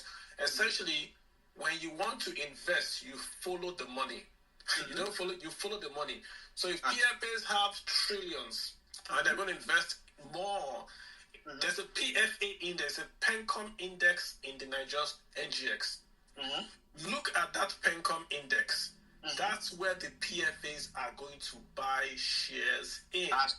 So you can front run them and go and take position there. Yeah. So number one, look at the Pencom index on the NGX. Yeah. Those are what the PFAs are going to buy, and they're going to do more. There's about 30 stocks on that index, and those are the stocks that they are going to be going after. And we are saying trillions of naira is going to be following those stocks in the next foreseeable next foreseeable weeks. So any investor, it's a no-brainer than to just also follow those stocks. All right. Yeah, I'm sharing that now right now too, so folks can just go to Twitter and also to your web page. Your handle is there, so I'll share that with them. So you guys can just basically go there and you can see the report yourself. Let's get who was Newell? Newell was here. Let's get Newell. Newell, you got a question? Yes. Good evening, Oga Carlo and our guests. That's Tunde. Happy Sunday to you, sir. Yeah. Happy Sunday to everyone. Thanks for this opportunity. It's been very great, exciting presentation. The guests have done a great deal. I actually wanted to speak from two perspectives. One, as somebody who invested when I was much younger, maybe in my early 30s, and the impact of that, and someone now in my early 50s. I sold my car in 2007, and I invested that money in Union Bank, Fidelity, Zenith, IBTC, and Transcorp. Honestly, as we speak, if I sell off all these stocks, you wouldn't buy that car that I sold in 2007. Say your stocks again. Quote your stocks again. I did Fidelity. I did IBTC. There is one manufacturing Japol then in those days. I did Transcorp. All these that I'm listing here. I even did Dangote Flour, even though the money was returned. There was a time Dangote went public and had to return the money to those that bought the shares. Now, two things for me could be, maybe as a young boy, I invested, let's say at that time was about 900,000. I wouldn't know if I'd invested that in one particular stock, let's say Fidelity, and maybe took, let's say as at that time, maybe 100,000 units. It could have made more sense than spreading it in all of this. But then, when you'll be told that don't put all your egg in one basket. For Transcorp, we all know the policy around it, that it was actually government regulated. For whatever reason, Transcorp wasn't a good buy for me from experience, because since the unit I got, I'm not sure I've gotten up to 2,000 bonus shares since that time. And so sometimes I'm asking myself, Emmanuel, if I had invested this money on land, I was working in Eket as at that time, won't the value of that land as at that time, 2007, to be very specific, be worth more than the value of all these stocks? In fact, recently, when I got all the accumulated dividend on all these stocks, I'm not sure they were up to 100,000. That's one. So, for me here, the issue of government policies on assault. I think you made your point. Yes. Let's address it real quickly. Right? Before Tunde answers, right? Have you done an analysis to say what the portfolio itself returned? Because you are saying you can't buy the car. So what did the portfolio return? Because Naira has devalued. And if you can, nobody can buy a car today, or I think even if you bought land, Naira in 2007, Naira was below 200 Naira or so, right? Naira was below 200 Naira, Abi? 2007. Maybe one something. Because I know in 2002, Naira was about 100 and something. So what percentage return would you have been on the stock market to be able to keep pace, not with inflation now, but with Naira devaluation? So have you ever done a report to say this is what that portfolio of Fidelity, the Transcorp, this is what it did? Because maybe you are saying two things where the portfolio could have made 100% return, beating inflation, but cannot match the Naira devaluation, which is a sovereign issue now. That you've made the Naira profit, but the Naira profit cannot keep up with the Naira devaluation to buy a new car. Cars are imported. Have you done that? Maybe I didn't look at that, but I'm looking at it holistically from the point. It might not even be the value of the car per se, you understand? But there may be something significant that the return on that investment, it could actually be what, I compared here, I asked a question that, what if I had invested this money on land banking and the stock? Could it have been, for me, looking at from the value of land in those locations and what it is now, and the value that I invested in stock, I'm thinking that land could have made a lot more sense to me if I did that with the same amount. What do you think? Let me ask you. You sold this car 2000 and what did you say? 2007. And you bought Stanbic IBTC. I bought Fidelity. I said here that I wouldn't know if the unit, because for example, Fidelity, I didn't have up to, as at that time, I didn't have up to a 20,000 unit of it. Zenith Bank, a Union Bank, IBTC. So I asked a question here.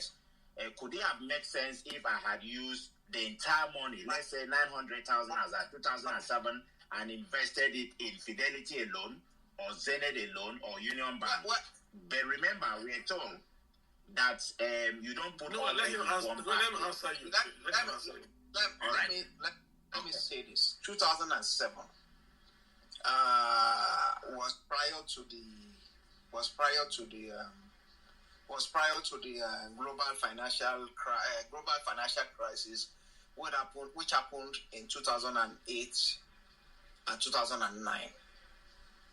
Which means that chances are that you actually bought those stocks relatively high, because the market was pretty high in 2007 before it crashed in 2008 and 2009. But even then, which is the point I made previously, if you are still holding those stocks till today, you will find that not only has the price of those stocks recovered, most of them have probably beat the price you bought them for 2024.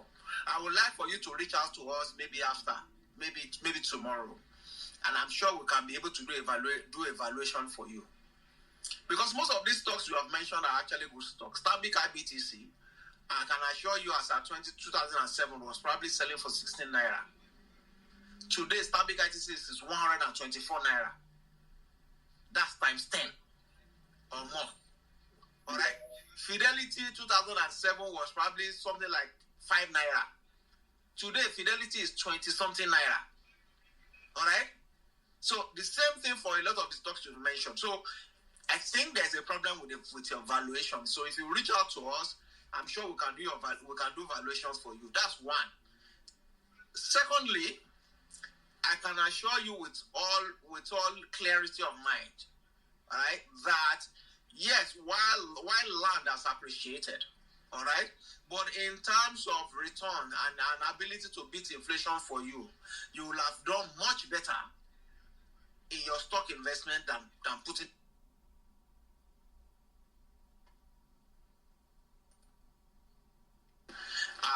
ahead of land. Not that land isn't good, all right, but I mean the additional advantage of the fact that you can, with land and with stocks, it is portable, all right. I have 100,000 units of Fidelity, and I need some small amount of money. I can tell my broker sell 5,000 for me, all right, or sell 10,000 for me. I use that money. I still retain my 95,000 units, all right. I doubt very much whether you can do that kind of durability and portability with land. Right? You can't do it. You can't. If you need 10,000,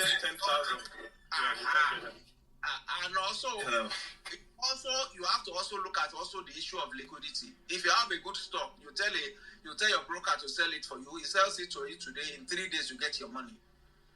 For land, I don't know whether it is that easy. Except even for land that is in Ikoyi, it will still take a few months before you can be able to sell and get your money.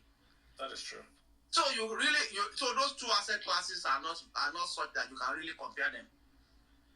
They cannot. Yeah. You can't. Dollar was about 120 back then again. That's what I was saying. Regarding the valuation. Yeah. Right. So regarding valuation. Yeah. I think he made money. So his portfolio made a lot of money. Yeah. Okay. His portfolio made a lot of money. I think it is when you don't compare that portfolio to Nigeria as a whole.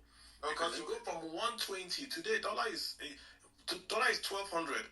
In 20% was 120. Exactly. That car is imported. So to import that car from Holland would have cost him 120 per dollar. Okay, there you go. You have to bring that same car in at 1,200, 1,300 per dollar. So even if you make 200 and 300% on your portfolio, which has beaten inflation, has given you more than enough excess return, you still can't buy that car. It's a function of the it's not a stock issue. I think you get the point I'm making, right?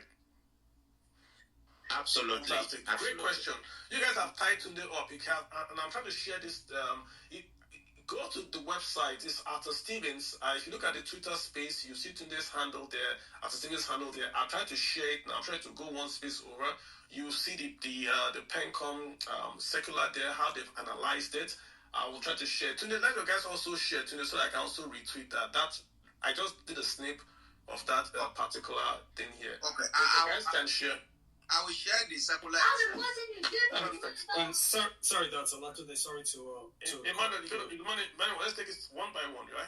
So let's get Adebayo Ayeti. Adebayo, please go ahead. Yeah, thank you, Kalu, and thanks, Mr. Tunde, for the very insightful presentation. Just while you were talking, I went through Kalu's timeline and I saw that he shared your company's website. I've gone to the website, I've tried to open an account there. It was quite seamless, I must say, so very well done to your team for that. But I haven't gotten the notification to my effect. Yeah. But hopefully, because today is Sunday, hopefully, I'm sure probably tomorrow I'll get a notification and No. I'm sure. Sorry, I can't get it. But if I may progress, right? I'm coming to you because I have companies that I'm looking to buy on NASD over the counter, on NASD, right? I'm coming to you. I'm eyeing, maybe I can mention, there are good companies on that exchange that I'm looking at. And but I just wanted to find out if I have an account with you and I need to trade on NASD. And do you have dedicated relationship managers that I can contact to place my trade? And if yes, how do I contact them? Absolutely. I'm sure since you have opened an account now, you will have gotten an email. Okay, well, I mean, if you don't get it today, you probably get it tomorrow. Okay. But please also check your spam. Sometimes these things do go to the spam. Okay. So there will be contact email, telephone numbers on the email that you're going to get, and I can tell you if you call those numbers, you will get directed to a stockbroker that can always take your mandate whenever you are ready to trade. All right. As to the NGX, we encourage people to trade on their own because it gives you an opportunity to experience trading on your own, and you find out that it's quite exciting to trade and make money. You understand what I'm saying? And it also gives you an opportunity to be putting money you are not using into stocks instead of using it to go and enjoy yourself or something like that. Yeah, so, I appreciate that. I do have platform that I used to access NGX already. But if I try your platform and maybe the interface is more user friendly, happy to take Excellent. it. Yeah. Excellent. All right. Mm-hmm. Yeah, welcome.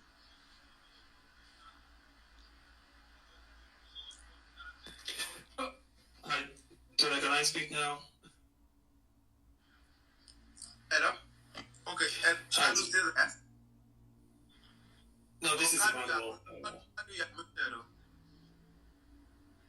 So yeah, thank you, Tunde. I was just saying I was very interested in the NASD angle Adebayo brought in because lots of stocks are not quoted, but are on that NASD.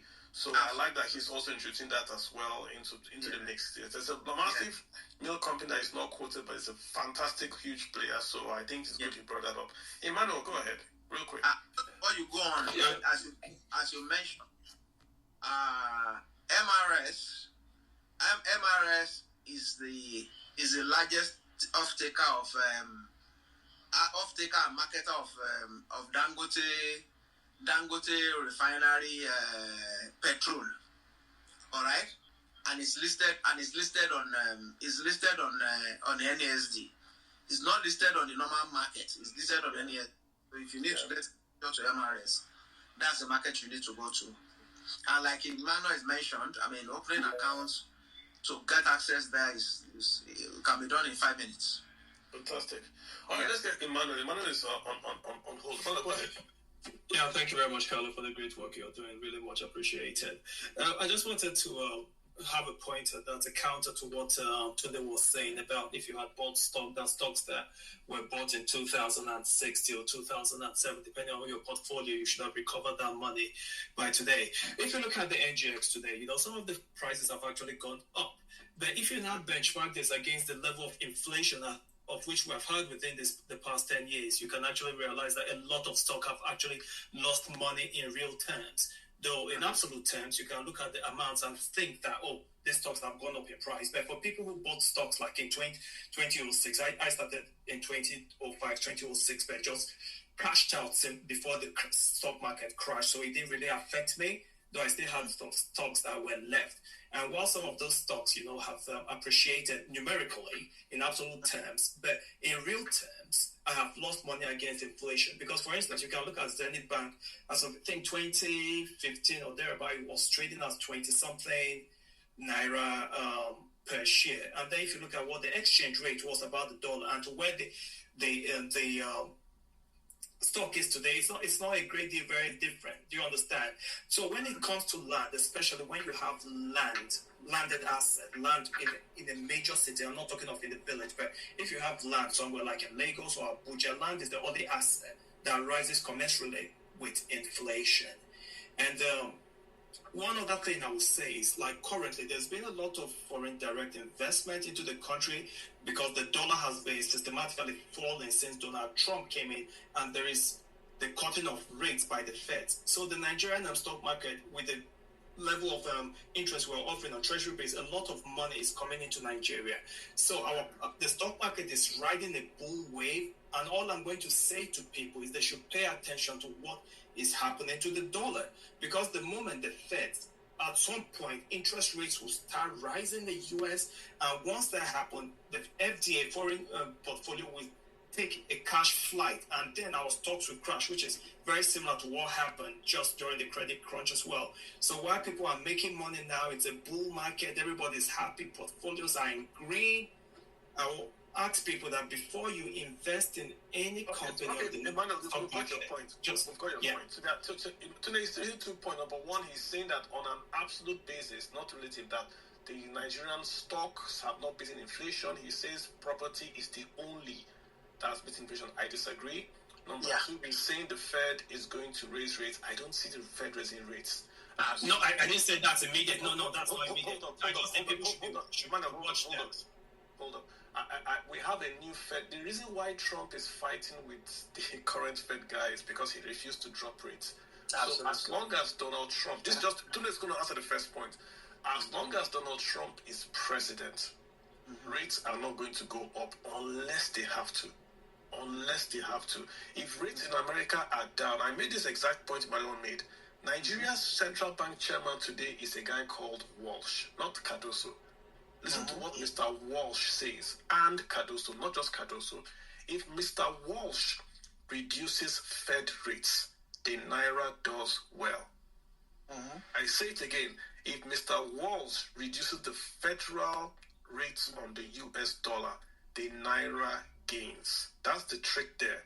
Because an investor in America is getting less than 1% in his bank.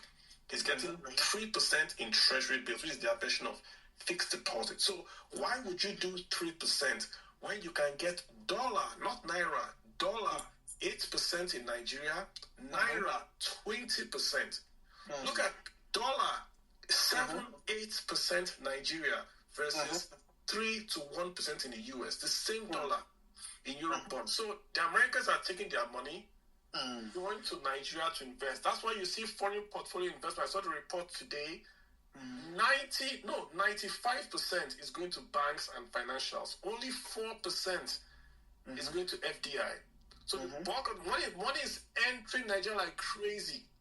That's why the Naira is rising, because dollars are coming into Nigeria. Today, one thing is the first point you made about inflation, is real estate.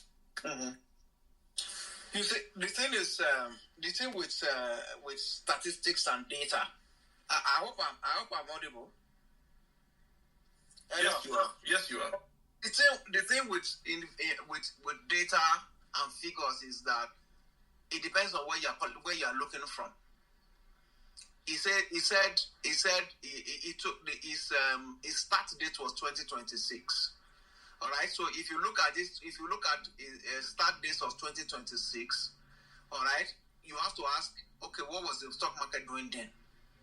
And then what happened consequently? Between 2026 and 2028, we had the global financial crisis. During the global financial crisis, stocks crashed. All right. So anybody that puts money in the stock market in 2008 or 2009 has bought the bottom. You cannot tell that person that they have not beat inflation in real terms now. All right. So that is the thing with statistics. It depends on where you are looking from. All right. You cannot. So if you have bought Zenith Bank at 30 naira, all right, and Zenith Bank today, for instance, is 50 naira. Yes. Okay. Maybe you have not beat inflation in real terms, but the person that bought Zenith Bank at 5 naira in 2008. And today, Zenith Bank is 18 naira. You can't say the person has not beat inflation now. So it depends on where you are looking from. So you can only speak about your own specific circumstances. All right, that's what I would say regarding that. But all in all, if you look at it, all right, I mean there are so many empirical studies to the fact that the stock market has beat inflation both in nominal and real terms. They are there. They are on Google. Just go to Google Scholar. The reports that the empirical studies are there. It's not about just talking about it. All right. So that's what I would say. And like you, just to back you up, the chances that rates will go up now is much lower than the chances that it will be coming down. As you mentioned, the tendency is that we are going to see rates dropping rather than rates going up. And the idea behind investing in stock market isn't for you to invest and take your high off the market anyway. You are supposed to continue to look at events and take decisions based on what is going on within your environment. All right. Thank you very much. To that point, let me also ask you this question. When we see foreign portfolio investment coming to Nigeria and it's affecting the Naira, it's affecting the stock market, but it's not going to the core industries, is that a risk factor? Are we building this market on foreign hot money that can leave? Is that a factor we should be worried about? Because the man also saying, he's making the point that when we are investing, we should also consider the other swing side, i.e., this is money coming to Nigeria. It's not Nigerian money. If anything happens, if there's peace in Ukraine, that would affect the market. Should we be worried as well? Well, I mean, I wouldn't say, okay, look, there's no cause for worry. But I will also point to the fact that,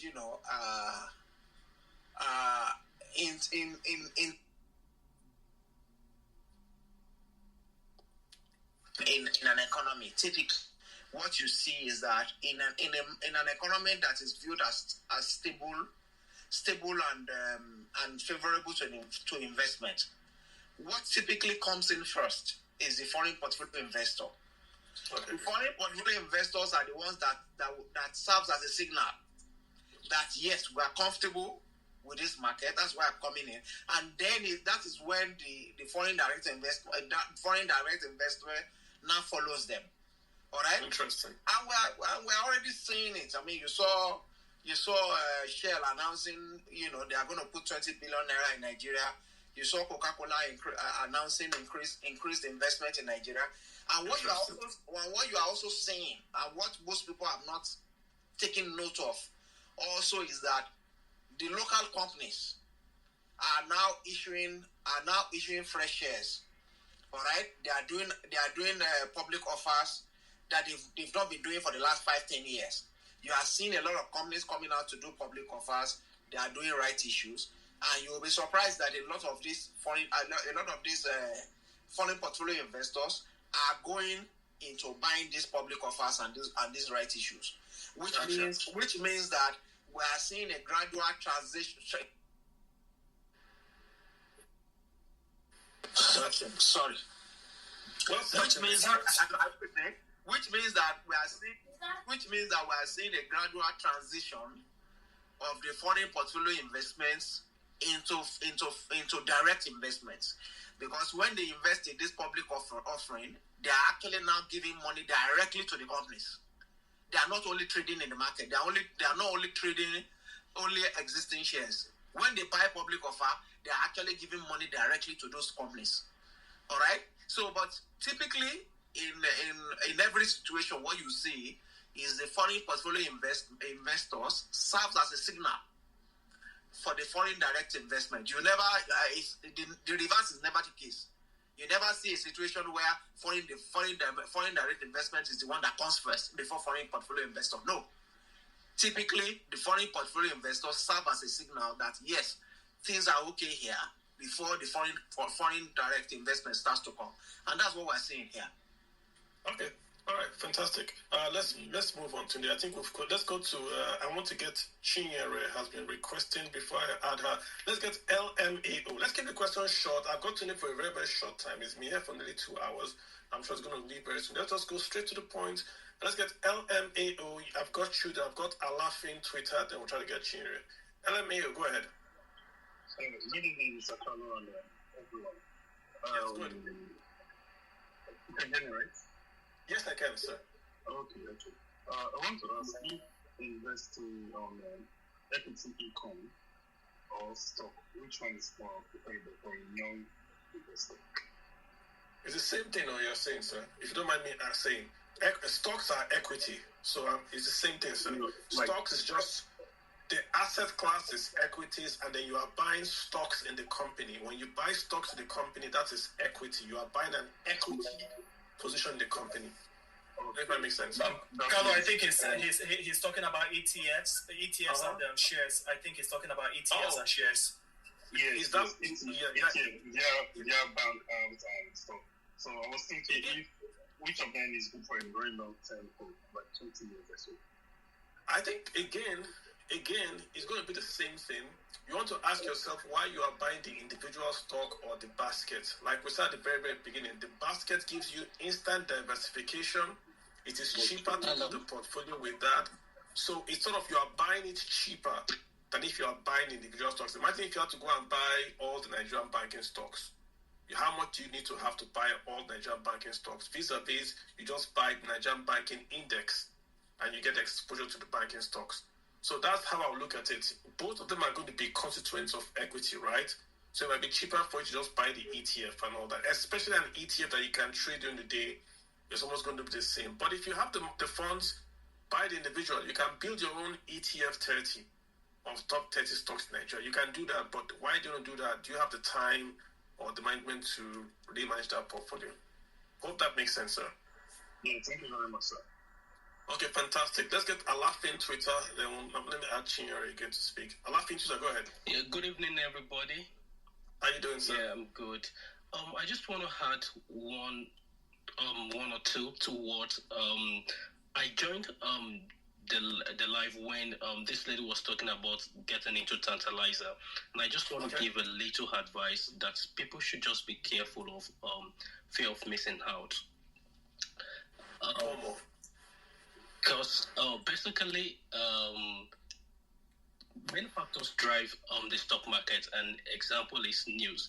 I heard her say she Tantalizer is.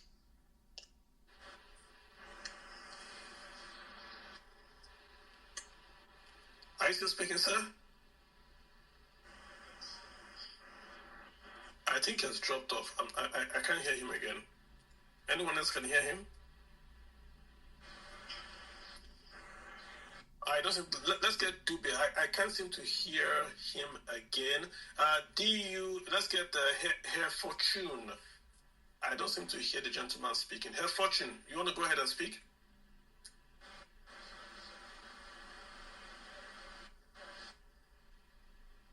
Emmanuel, can you hear me? Tune, can you hear me? Yes, I can hear you. Okay, I think the other gentleman... I can hear you. I think the other gentleman dropped. I can actually hear you. Okay, let's get these two guys and I'll start to wind down the space, right? So we've got Dube, here Fortune, and then we'll get Ifrex Trading, and we'll start to wind the space down. So Dube, if you can hear me, please go ahead. Yes, I can hear you, Mr. Kalu. Good evening, go ahead. Yeah, good evening to our guests. Sorry, what I wanted to ask, right, has already been mentioned and spoken about, right? That's all. I already heard what I wanted to ask. Fantastic, not a problem. Let's get Ifrex Trading, behavioral finance, hotspot for real traders, derivative trader, yes. Mr. Kalu, good evening to you, sir. Yeah. I listened to Mr. Olatunji. He was just giving some analysis of how the stock market has been behaving. I think he made mention of a real estate being able to perform very well. And then we are trying to counter like a little bit of that the stock market has done very well. And also he said that it depends on the perspective you are looking at or your circumstances, So now my question is, looking at the stock market in the last 5 years, has it been able to beat inflation squarely? That is my question. Like in the past 5 years, looking at the NGX. Yeah, did you hear his question? Yes. Asking in the last 5 years, has the stock market beaten inflation in the last 5 years? Simple question. Yeah, I believe so. Even if it has not, it has kept pace with it. All right. In the last 2 years, it has. 2025 it did. 2024 it did. And the other years we didn't have galloping inflation. Exactly. 2022 was not 2022 when Nigerian stock market was the best performing stock market in the world.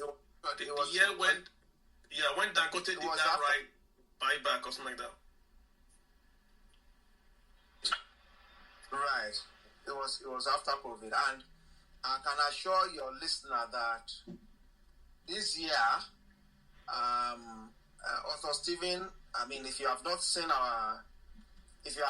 the outlook we did, if you did not participate in the outlook, we can, I will send the outlook to Kalu to post on his Twitter, and we have predicted that the market will do 45%. The aggregate returns on the market will be 45% for this year, and we're standing by that. And it's very likely that we might even review it forward. We might review it further, maybe by June, after hopefully Dangote Refinery and Dangote Petrochemical might have listed. But for now, our outlook is that we expect that the market will do at least 45% returns this year, and we're already on our way because the market is already close to 10% this year already, and we're just in February. I think that's a great answer, sir. I think so. Let me just see if I can get Jay. Jay has been here. He hasn't been able to speak. Let's see if Jay can speak now. After that, we'll just summarize. Jay. Okay. Good evening, Mr. Carlo. How are you doing? Finally, right? I'm very well. Yeah. Okay. I would like the speaker to talk more about bonds. Bonds. Yes. Why? Before he answers why, just ask him. I'm looking to, put money in federal government-backed bonds, and so I would like him to explain the upsides and the downsides too. Okay. Okay, he wants to know more about savings bonds, everything bonds, yeah. Okay, so bonds, I've explained the idea behind bond, what they have. I've explained it earlier. But as someone that is looking to take position in it, for you to know what the advantage is, first of all, what you get as returns on bonds is your interest. All right, as I explained earlier, for instance, if you buy a 2-year bond or a 3-year bond, say and it's quoted at say 15%, what that means is that every year you get 15% of your money. All right, so if you put 10 million, if you put 10 million, it means that you get an interest of 1.5 million on that money every year. And typically, what government does is to share that return into two. All right, they will share it into two and pay you 750 after 6 months and pay you 750 after the next 6 months. All right, that's one income stream that you can rely on, and it's consistent. You always get it. And then after 2 years or 3 years, you get your money, you get your principal back. However, another stream of income that people have not paid attention to when it comes to bond is the fact that bonds are also traded just like equities. The prices of bonds also go up and down, just the way like equities. Prices of equities go up and down. All right, but the factors that causes the prices of bonds to go up and down differs a little bit. The factors that cause it to go up and down differs a little bit. So, for instance, let's say you bought a bond. Let's say you bought a bond with an interest of say 15% when you are buying it. So essentially, you have bought it at a par value, what we call a par value of say 100 naira. All right, you bought it when the government was issuing it. You bought it at a par value of 100 naira.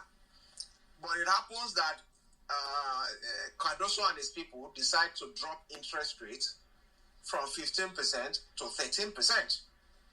What it means is that because you have bought your bond at a fixed interest rate, which is the reason why they are calling them fixed income securities, because you have bought your bond at a fixed interest rate of 15% for the next 3 years, and interest rates in the environment have now come down to 12%.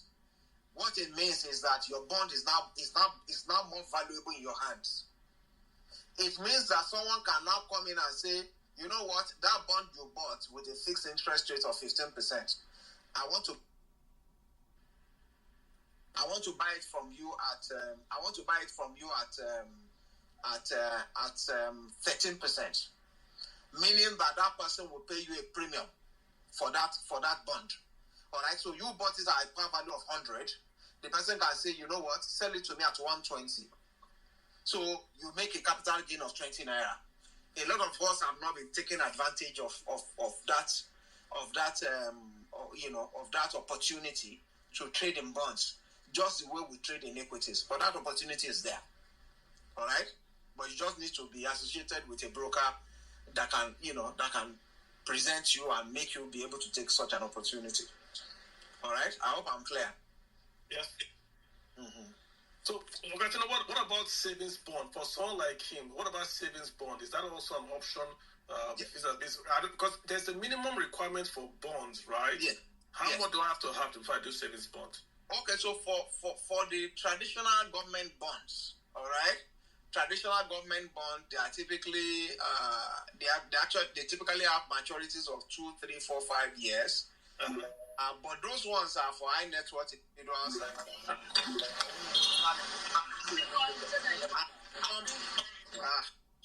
The minimum you can put in for that is 50 million naira. All right. However, government also have bonds for retail investors such as you and myself. Okay. All right.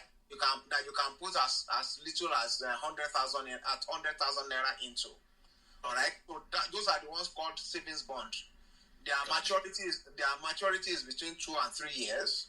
And they also have fixed interest rates, and they are also tradable on the NGX. So you can buy them and sell them at any time. All right. Well said, sir. Well said. Okay, so I know I promised you that I'm not going to let you go. I have two guys here. Let's just see. Can you promise to do just a one sentence question? Joseph, one sentence question, and Prof, one sentence question. Joseph, real quick. One sentence question. Please let me ask this question. Please let me ask you this question concerning the bond. Can we access the FGM bond through the normal? Can you hear me? Yes. Okay. I was saying, can we access the FGM bond through like our AfriInvest or any of those online apps? I see you guys offering bonds on your app, right? Yes. Yeah. So yes, you can get the bonds through any banker or stockbroker SEC registered. If you go to Tunis website, the bonds are there. Once they are issued, you see the bonds there and you can buy them. So one sentence question, Joseph. Go for it, Joseph. Joseph and Prof. One sentence question. Please go ahead. Joseph. All right, thank you. This has been a very insightful session, so I'm just going to go straight to the point. So I know that definitely you can invest with as little as 5,000 and anything. I get that, but if we're talking serious business, what is the least amount we can use for our portfolio? That's a great question. What's the minimum amount someone can start with? Not just with you. What's the minimum amount I can buy an ETF or a mutual fund or with? 5,000 naira. 5,000. Yeah, 5,000. All right. How much is bottle of Coke? Do you know bottle of Coke today in Nigeria? How much is the bottle of Coke? I think it's 500 naira, isn't it? Interesting. Sorry. So what I'm really asking is, I know that you can buy some stocks with 5,000 and everything, but we're looking at a healthy portfolio, right? That can make meaningful impact down the line. What is the minimum your portfolio should be worth? 50,000, 100, 1 million, 5 million. No, I just want to know like the least your portfolio should be worth. I think it's about consistency. To be honest, it's about consistency. It's not something that you do one off and then think it's going to rise. So, for instance, you can decide, okay, every month let me put 10,000, 20,000. But when you do that, cumulative effect and compounding over time will make that thing become big. You just have to be consistent about it. Correct. Yeah, work with percentages. Right. Just say I want to invest 1%. Start with 1%. Then I want to do 2%, then 3%. Just work with that. It's easier for you. Don't look at the naira. Just say, this year, I'm going to do 1% of my gross. Maybe next quarter you say, wow, I made some. I'm going to do 2% of my gross. And like you said, please be consistent. Absolutely. Ask him about good manager for portfolio. Tunde is right here. I use Arthur Stevens. One of the ones I use them. So it's right here. Send him DM. Go to Arthur Stevens. I use them, not this market. So he's right here. Go for him. Prof, let's get Prof. Prof, one sentence question. Prof, one sentence question going. Prof, what's this going? Gone. Okay, Tunde, I think it's been a very, very enlightening session. I mean, we came to ask you those specific questions and you give us the questions. Yeah, Prof, go ahead, real quick. One sentence question for Tunde. Okay, please, thank you very much, everyone. Please, I didn't want to ask a question. Tunde actually gave us a prediction of what Nigeria stock will be this year, probably for 5% or so. Now, looking at Nigeria stock exchange, every time it's election time, the stock usually drop. So I want to ask a question. Is it advisable for me to sell my stock and then wait after the election to buy again, or I should hold on? Wow. Yeah, very good question, though, actually. We've always had that election cycle risk that always comes, fear that stocks will drop because because foreign investors will exist for fear of election violence and all whatnot and all of that. But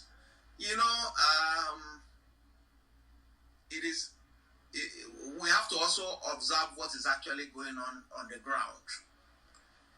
Any observant player in the stock market will tell you that at least in the last, I will argue, in the last 3 or 4 election cycles that we've had, that fear of election cycle, stock market will crash has not come to pass. At least in the last three election cycle. You will hear the noise, something this is going to happen, election is coming and all of that, but we've not seen it happen in the last 3. As a matter of fact, in the last 3 election cycle, election year, I've seen positive returns in the stock market. All right, and I have no doubt in my mind that that's exactly what will happen this year. All right, because we're in February now, we're more or less a year to election. What we are seeing is foreign investors pouring money into the country rather than making an effort to even take it out. Hello, sir. Mr. Tunde, but if you watch very well, when Buhari won second tenure, the Nigerian Stock Exchange, the Nigerian Stock Exchange, for the stock, I had some stock then, they dropped. They really dropped. When they won the second election, I'm asking now, should I put on? Some stocks will drop, but if you look at aggregates, the market still closed on aggregate positive. So it's a market aggregate we're going to look at, not individual stocks. And we are saying that on aggregate, what we are seeing now, our outlook is that the market will be positive this year rather than negative. Because you have to also look at other factors beyond just election fear. Election fear is real, no doubt about it, but you have to also look at the other factors. And one of the other factors, that typically also play out in election year is that more liquidity also tends to come out because people are going to spend money for election, and those monies they are spending will end up somewhere. Ultimately, some of those monies end up in the stock market. All right, and somehow, some way, we've been able to pull off these elections without seeing the kind of violence that people typically anticipate. All right, those violence simply do not end up materializing in large scale. All right, so you won't blame people for not being too eager to sell off their stocks simply because it's an election year. And besides, this year there are other factors that people might be looking at that might not make them be too afraid because of election fear. I personally will not be too worried about election fear at least for this year. Interesting. All right. So I think if we stay, we're not going to let you go. If we stay, we have tons of people lined up to speak, so I'm not going to let you go. I want to respect your time. I think it's been very fantastic. People are saying I should bring you back, that you have to come back. And I think if my followers say I should bring you back, I will do so. I can't argue with them. They are very smarter than me. So we'll have to bring you back, sir. And just do a Q&A. Do a Q&A with you, sir. Just so I can just ask you those questions because you give us a great insight. It's not your first time here, sir. You've always been happy to come and educate us on the market. My last question is just to close out. Everyone is anticipating the Dangote refinery listing. What does that do to the market, to my portfolio? If I just own banking stocks and Dangote lists, does that help me?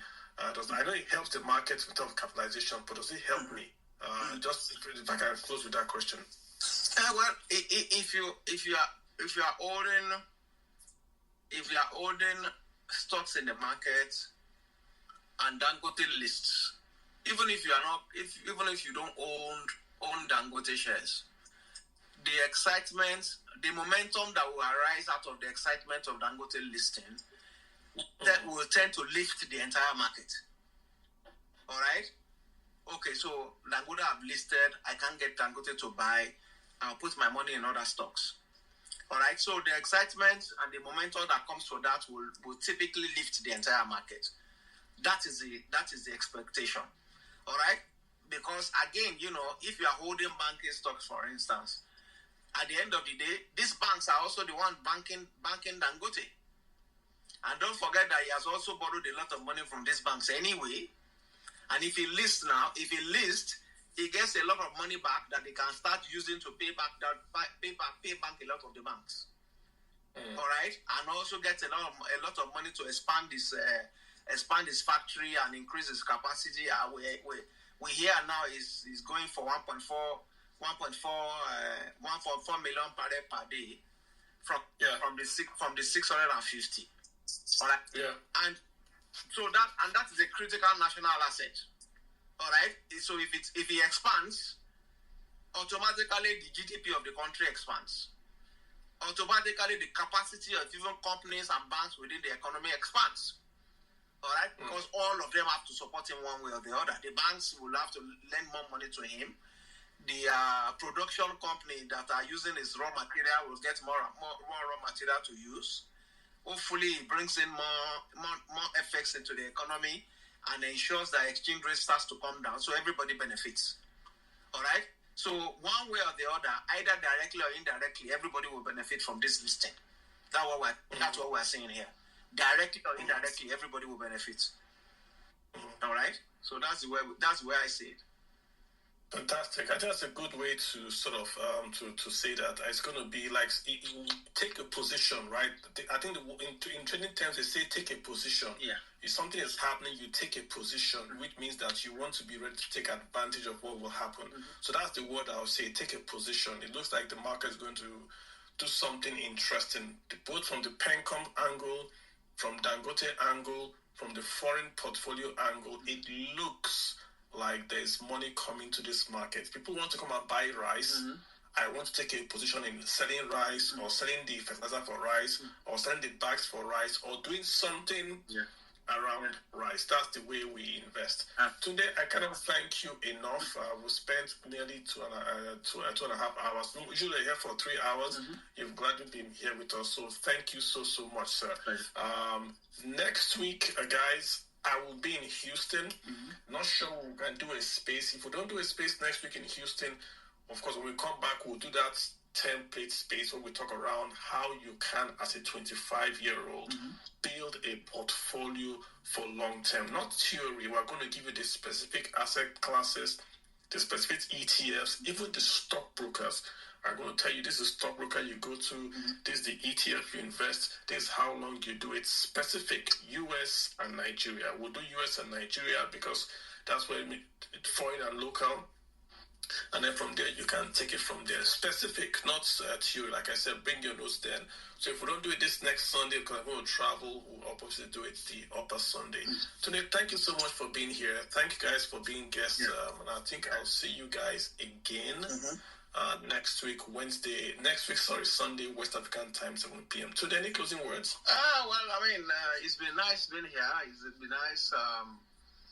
The questions I've gotten shows that people are really following investments. The interest is growing, and people are realizing that at the end of the day, it's good to work and earn money. But at the end of the day, the only way you can make sure that money you are earning is also useful to you in the future is for you to invest it. So while you are working to earn money, you also have to ensure that you are putting that money to work. And the way to put that money to work is for you to invest it. All right. And if you invest it, you have the right time horizon. You choose the right asset class. At the end of the day, I have no doubt in my mind you will be happy. All right. Fantastic. I'm happy to be here, and we'll be pleased to come back any other time. Thank you so much, sir. All right, guys, thank you so much. Again, this morning, if you're going to drive to work 7 a.m., I do host Money Matters, Monday Money Matters with me, where I just take the key economic stories in an hour. Very, very short, very, very targeted space. It's targeted at folks that are driving to work on a Sunday morning in Nigeria. That's really what we're talking about. Today we're going to really talk around the Naira value. What's the noise on the Naira value? Is it real? Is it just not just audio? We're going to talk a lot about that. And also other news today. So 7 a.m. is also going to be on Twitter. We'll just talk around the key Monday morning issues that affect you so you can get set up for the week. So 7 a.m., do tune in with us again today. On that note, thank you so much for getting there. I appreciate you. You guys are listening again. Thank you guys for being here. And I'll see you guys next week, all things being equal. Thank you so much. Thank you. And bye. All right. Yeah. Thank you, sir. Thanks for having me. Thank you. You're welcome, sir. Have a nice night and start coming. Thank you. Have a good one yourself, sir. You guys have a good one. Take care.